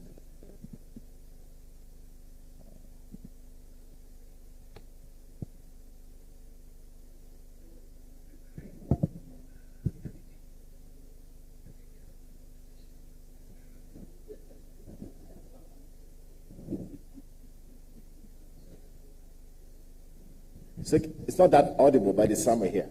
You can hear it. That's how easy it is for somebody to be able to actually pick information. Same thing, last but not the least, is the kind of cables. Please, when you travel and you go to hotels and airports, especially airports or coffee shops, do not accept cables that are being given to you to charge your phone. Because if I pick this, which one do you think is the real one, the fake one? There's one that is fake, there's one that is real. Black one is fake. White one is fake. So you see, some of you are saying one is fake, one is real. However, it's actually the black one. And if I was to plug this black one to charge my phone, and I come to you like, oh, Honorable Pastor, can I just please charge my phone? My phone is dead. And I plug it in, it's charging. Can you see? But check your phones right now. There's a new hotspot that I've introduced to the room called OMG. With that OMG Wi-Fi, I can send any command through this cable to this laptop. Can you see? Yeah, that OMG is mine. I am the only person who knows the username and password to that. I can send any command to your laptop. For example, steal every file from your laptop silently. You will have no idea. Same thing as the charger ports. You know the charger ports you get to the airport, you leave your phone in to charge. They are doing what you call juice jacking. They're jacking everything from your phone. So please avoid getting chargers from people. Avoid getting flash drives from people. Avoid getting what? Cables. Are we together? So I want us to go to some remediation processes. Hello? I want us to go into some of the details of how you can secure yourself. The easiest thing, the first thing you have to do for your email, can we have one meeting? Hello? How strong a password? So if I put a password, say, let's say lady boss, how long will it take the slowest computer to crack it? It will crack what? In 5 seconds. Are we together? So let's say we want to make it a little bit more interesting, 2026. And we put that password, it will take what? 3 years. But look at the difference when I put lady space boss space 2026. That's which you have to keep your password in, that even if you ever get to lose your password or device or anywhere, you can go anywhere else and you need just one master password to recover all of them. Because we all use the same password over and over and over again. Are we together? The best password manager is right here. It's called what? Bitwarden. So I'll leave that link also in the list. Bitwarden is the best password manager. Good question. So there are third-party companies that actually put encryption tools and everything to do that. So we've been testing a lot of them. We test them to see. The one for Google, you're being sold out. Google will give out your password very easily, so I can't trust them. There's another company called LastPass. They keep getting hacked every day. Even last week, they were hacked again. So I even put in the list of commands, do not trust this one. Okay? I've put it down. Do not trust this one. You rather use the one called Bitwarden, because Bitwarden can help you to be able to keep your password safe. But a strong password needs to be able to have 1, 2-step verification. Great. The 2-step verification helps you to be able to make sure that even if somebody has your password, they cannot get into your account unless they have physical access to your what? Your phone. But that is not enough, because Fraser and this fella here, they have ways to bypass that. Okay? Very skillful guys have ways to bypass that. So you need to have what you call backup code. Google has it. Instagram has it. Facebook, most of them have it. The backup codes look like this. In your email settings, you'll find them that looks like this. That is something I cut it and I put it under my pillow. Because the day you steal everything from me, you steal my phone, I can get back into my email with the backup code. So that's something you have to keep in a vault. Hello? Because somebody steals your phone right now. How do you get back into your email? You have to find a way. The backup codes will be the easiest way that you don't have to use credit card and details. So are we good? So 2-step verification, sentence, and we have what? Backup code. Another thing you need, so we now know how to secure our emails. Please segregate your emails for different things. I really wish that was going to work, but it did not work to show me. Your emails has too many information about you, and you need to be able to make sure that you're able to actually separate them. So have separate emails for different details. So you have one email that you use for all your confidential details, banking and all of those details, but you can have another one for generic conversations with people. Pardon? Pardon? for social media, but sometimes we use the same email about yourself, because this is how much information can be gotten from your email. So with your email, I can get to profile you. How do I do that? You've been breached a number of times, so I know I can go get the password. You have been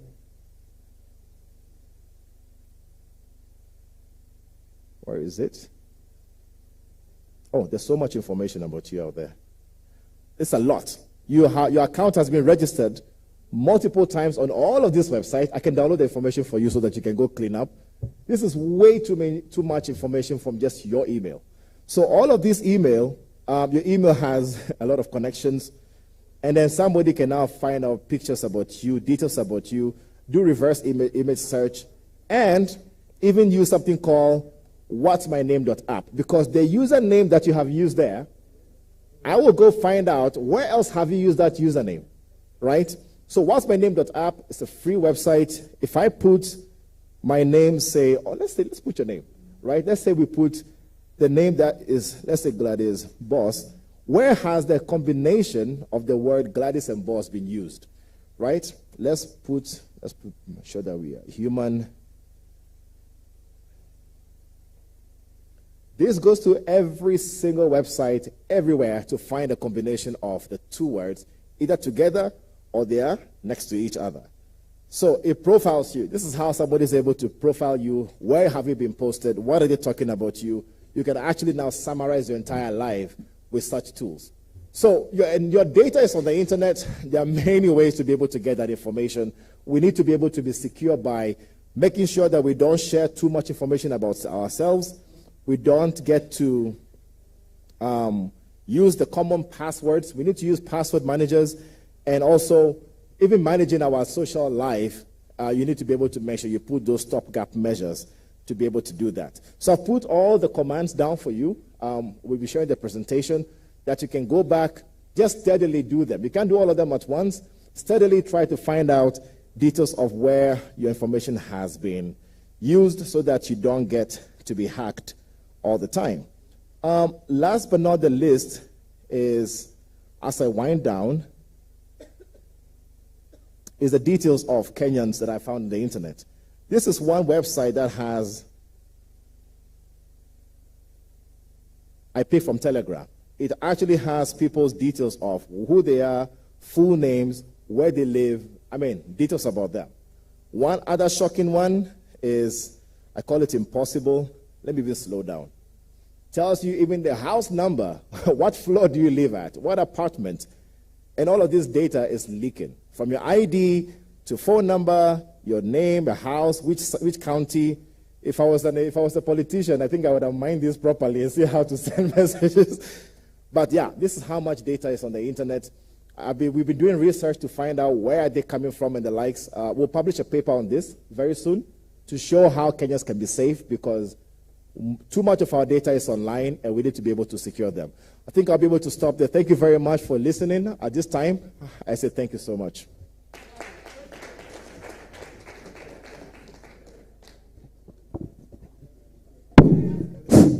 Yes, sure. Thank you, Bright. Do you want to ask him questions, or we allow KJ a minute or two? They ask first. Yes, so let us give KJ 2-3 minutes to say something. You can do 2.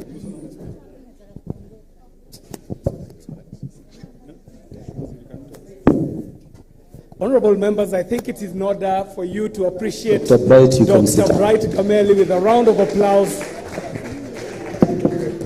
Now, the first thing you need to understand about Dr. Bright is that Dr. Bright is what is called an ethical hacker. And the operative word here is ethical, meaning that outside there are people who are hackers, but they're not ethical hackers. And what you need to think about in this space is that when you think about the online space, you're thinking about the websites where you visit. And where you're visiting is the internet, the normal internet. However, as big as the internet is, there is yet another world that is called the dark web. And this dark web is as deep and as vast as what you're seeing on the internet. Meaning that there are people like Daktari here who are sitting in the dark web doing this and not doing it ethically. Now, I've got members of the Committee on Communication, Information and Innovation, and they'll tell you that when this committee came to office in this session, in this parliamentary session, our first order of business was to investigate an issue about data collection by an international company that was called WorldCoin. So as we were busy approaching the elections in the last, in our last election, somebody landed in Kenya with some orb-shaped devices and came and said to Kenyans, give us your data and we shall pay you something. And they say to them, we shall pay you in cryptocurrency. So Kenyans were lining up at KICC and they were handing over their data. Not only were they giving out their names, their fingerprints, they were also giving out very specific biometric data. And when our committee did an inquiry, we had to call in these gentlemen and this committee of parliament, and I have the honorable member from Nandi Hills. I saw the member for Nandi Hills, but I also have the member for KO South, who is also in our committee, who will tell you that the information we got is that these people landed into Kenya and they were giving out money to Kenyans and saying to them, we will register you on WorldCoin and you shall get yourself some cryptocurrency, the data that we're taking from you. Now you can imagine, your private data is your name. Your name, you share it with many people. You've got your look. There is a semblance that you share with many other people. You've got your fingerprint. Your fingerprint now starts to distinguish you. But now when you talk about biodata, where they're scanning your iris, you're getting to a point where this is data that is very specific to only you. And Kenyans were lining up at KICC, surrendering their biodata for the inducement of a very few coins. Now, this is Dr. Bright, an ethical hacker. Just think about all the other Dr. Brights that are out there in the world collecting all manner of data from all manner of people around the globe. Now, that is one way to think about it. Think also about a Kenya Kwanza government that comes to power at a time where the only services that are online are around 400, 500 services. And then with the drive that Kenya Kwanza government has done, today we have moved from 400 services that are online to around 22,000, if only the member would allow for me to prosecute this.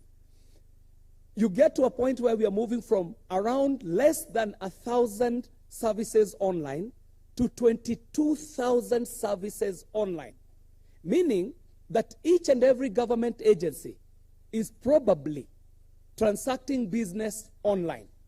Now, how much data of Kenyans is up there and how much protection is there?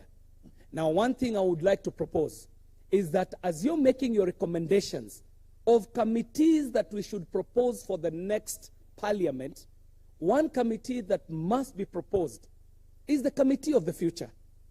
Because as you can see today as parliament, we are sitting as the Committee on Communication, Information and Innovation, a committee that was hived from the Committee of Energy.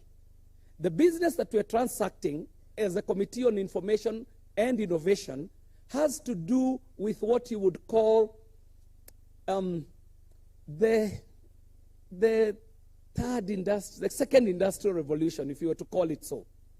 The advancements that have happened from the days of email and phones to where we are today, talking about those things that are happening in the fourth industrial revolution.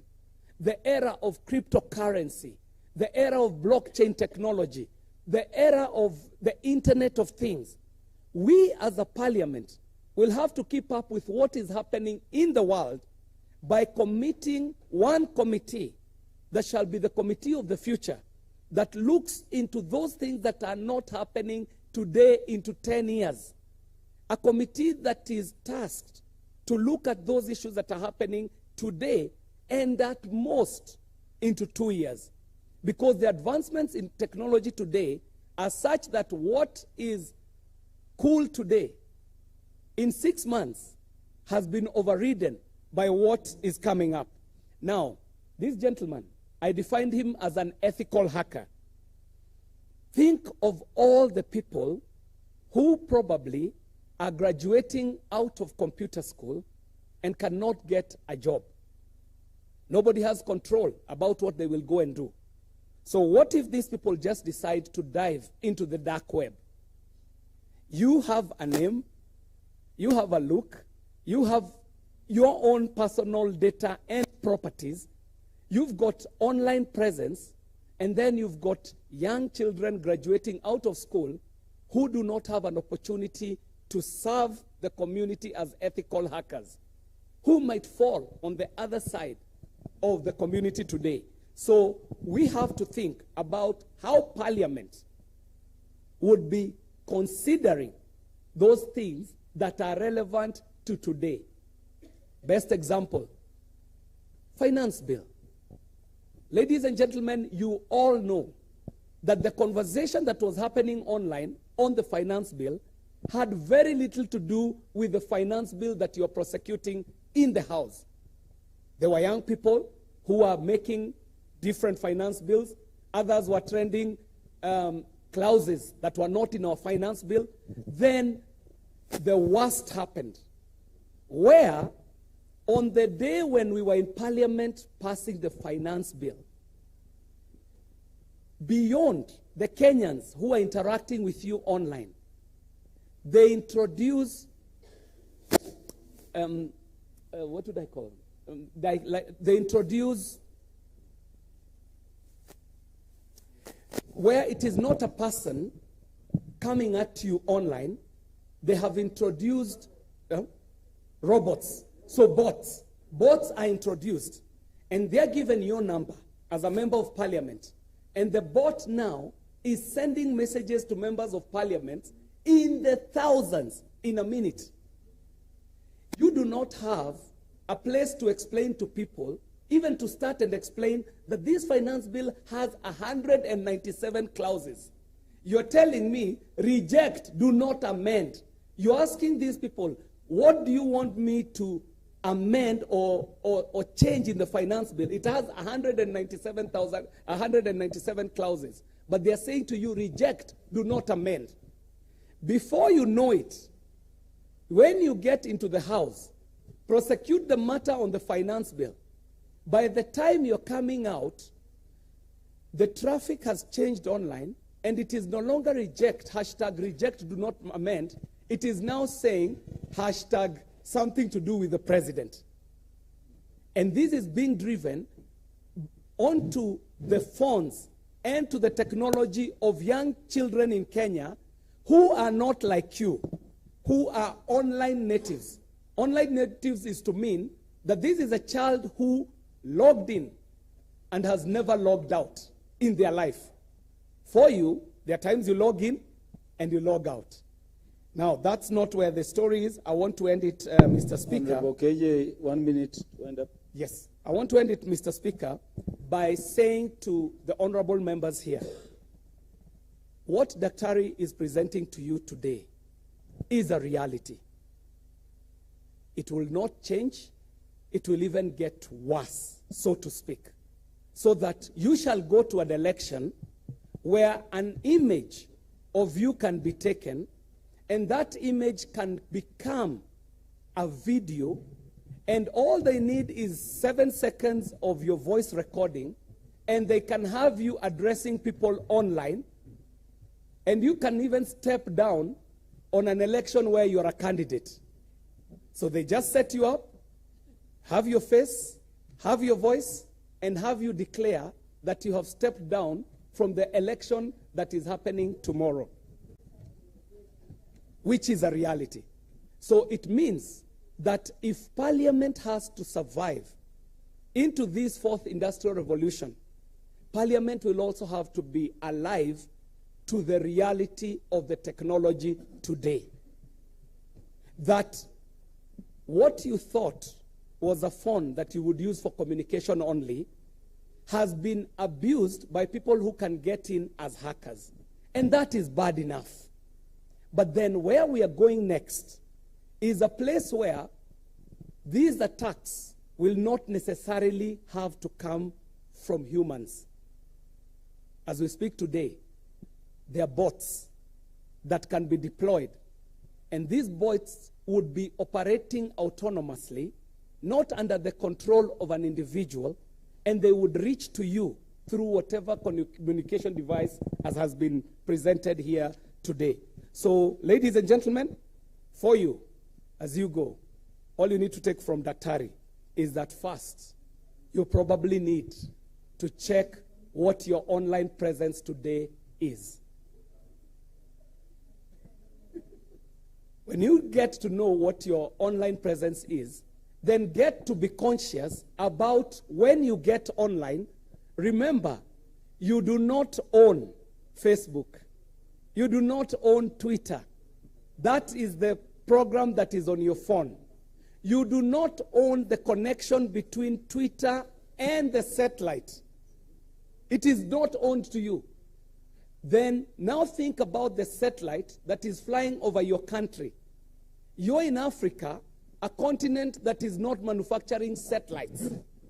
So that if you're talking about democracy into the future, you've got to ask yourself, what model of democracy shall we as legislators of today be modeling? And what protections do you have to put as an individual, as a family, as a corporation, as a state, as a country, so that you can live with a semblance of safety in today's world? The best thing to do is to learn. Find out what you need to know, because with knowledge, you can have defenses against it. I like to take it the way Mr. Speaker takes it. Mr. Speaker tells us it is not all doom and gloom. When man was coming into the first industrial revolution, coming into the second industrial revolution, there were threats. Those threats were so real that at the time when they were making the motor vehicle, coming from the horses, they could not tell what they would have done with all the dung that the horses were leaving in the streets. But that is why, as it were, coming from the steam into the engine, coming in from the engine into the interwebs that we are, and now into the fourth industrial revolution, the threats remain, but also there are guards against the threats. Ladies and gentlemen, I want you to appreciate Dr. Bright Gameli with a round of applause. It might be in your interest to take his number. It might be in your interest to take his number. He's made a free presentation, so for tomorrow, he can cover you against the threats that you can go to. Thank you very much, ladies and gentlemen, and welcome to the fourth industrial revolution. Honorable members, this is my simple advice.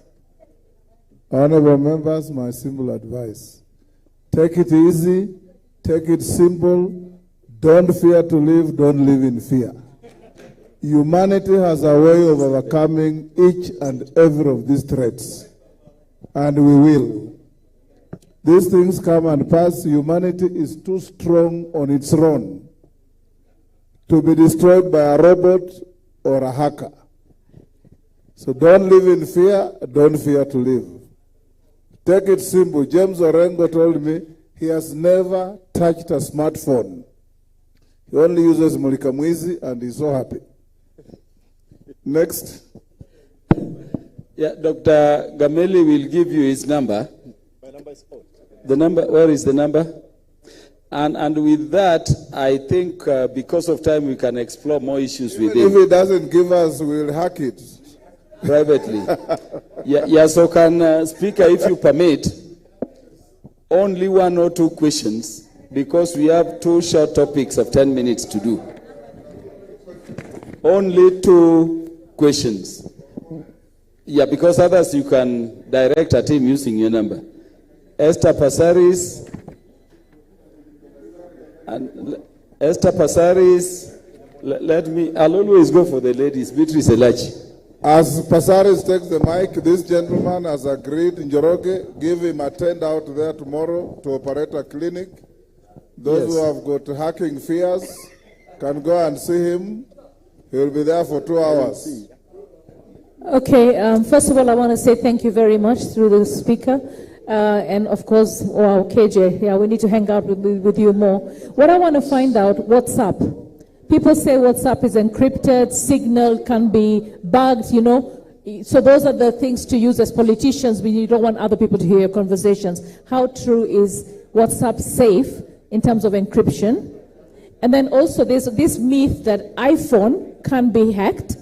So stick with the iPhone. And then in Kenya we have Airtel. Airtel lines are supposed to be better than Safaricom. So what's your view on those? Yeah, thank you, Honorable Beatrice Elachi. Thank you very much. Mine is to ask a very serious question on Uber. You know, when you presented there, I realized if you are a parent and your children uses Uber, and so the Uber guy knows very well the telephone number that they use, yes, where your location of home is, and where, and even going worse, they will take children to where they normally pick the parents who love taking fries and all that. So, as you showed that, does it mean now in Kenya, we have a risk with Uber having very critical information for Kenyans, and this Uber who is abroad, because this is just a driver, has information showing Beatrice Elachi's friend is so-and-so. They normally move like this. They move with their children in this school. Is that what you've just told us today? Yes. Understanding order number 1, and then the last, Honorable Zambia. Speaker for my peace. Yeah. Give Honorable Zambia the mic. That is the last. Dr. Bright Gameli will be with us here at the whole of tomorrow. Thank you, Honorable Speaker. Mine is very brief. As we are seated here, I think we have so many learned young people in this country, and I would suggest, because it is very possible to trace, for the last 10 years, all those students who have done IT, computer science, and that discipline. And through the Ministry of Education, we can trace all those students and actually try to know where they are and what they are doing. Because as you are trying to talk about the cybercrime and all that, we need to have a solution. Thank you, Honorable Speaker. Thank you, Dr. Gameli. Yes, so I will start, thank you very much for the questions. I will start with the first questions of data being encrypted end-to-end. There was a hot debate today online with Elon Musk, with Durov from Telegram and Signal and everything. If anybody has access to your phone physically, nothing is encrypted.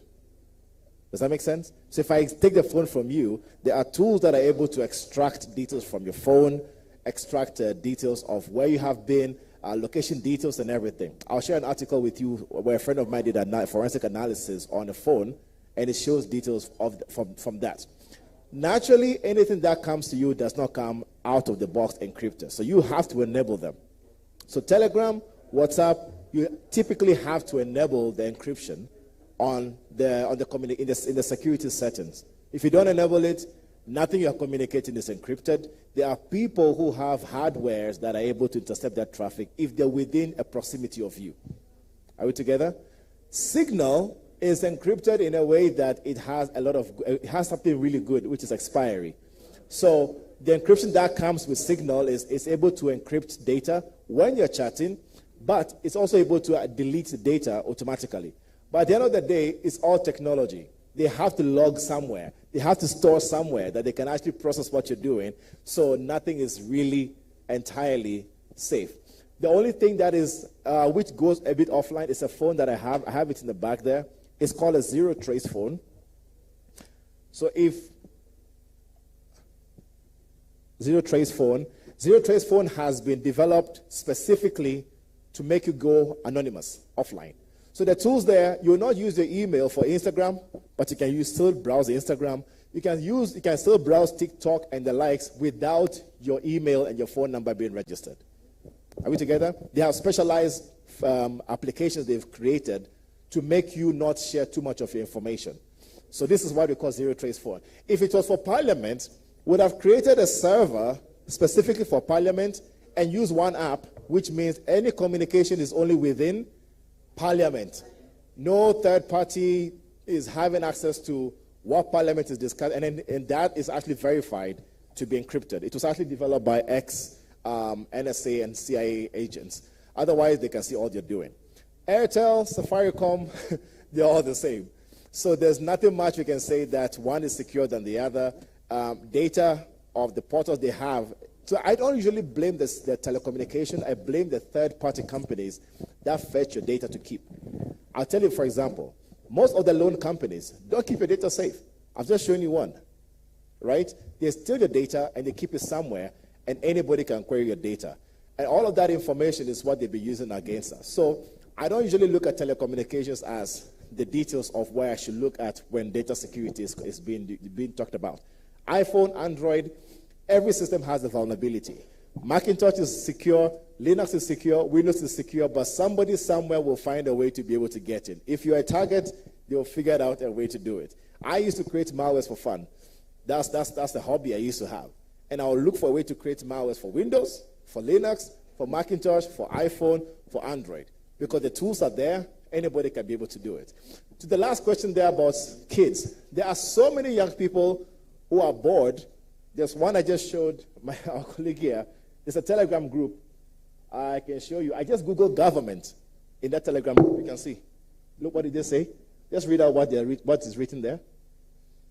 Anyone with sync? No, the part where it's highlighted government. Which one?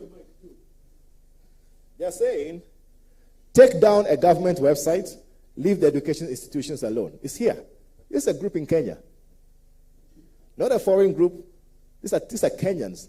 But I did a bit of offensive.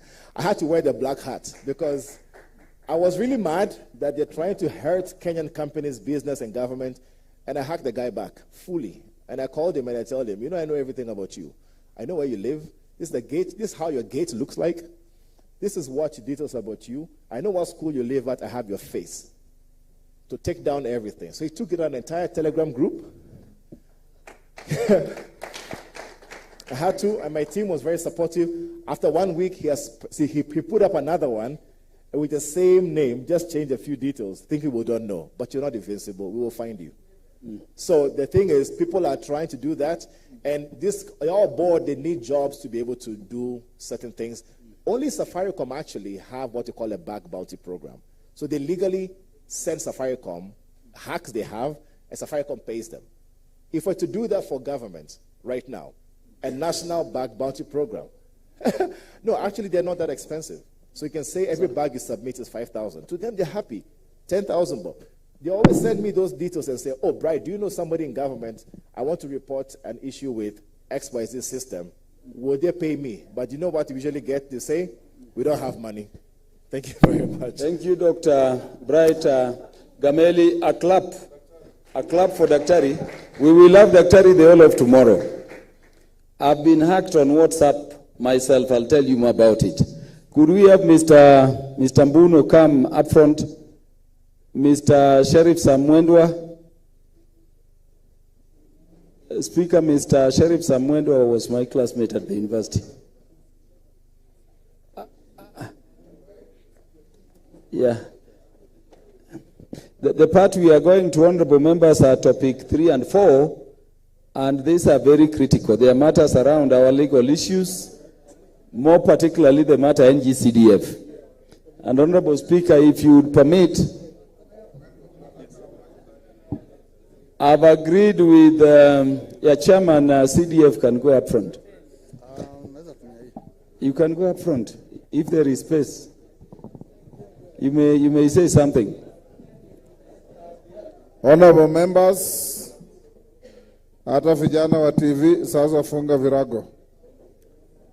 Time is up for you. Honorable Muno is our CEO for the National Government Constituency Development Fund Board. Speaker have agreed with Mr. Mbuno that is not taking more than 5 minutes. Mr. Mbuno, you can proceed.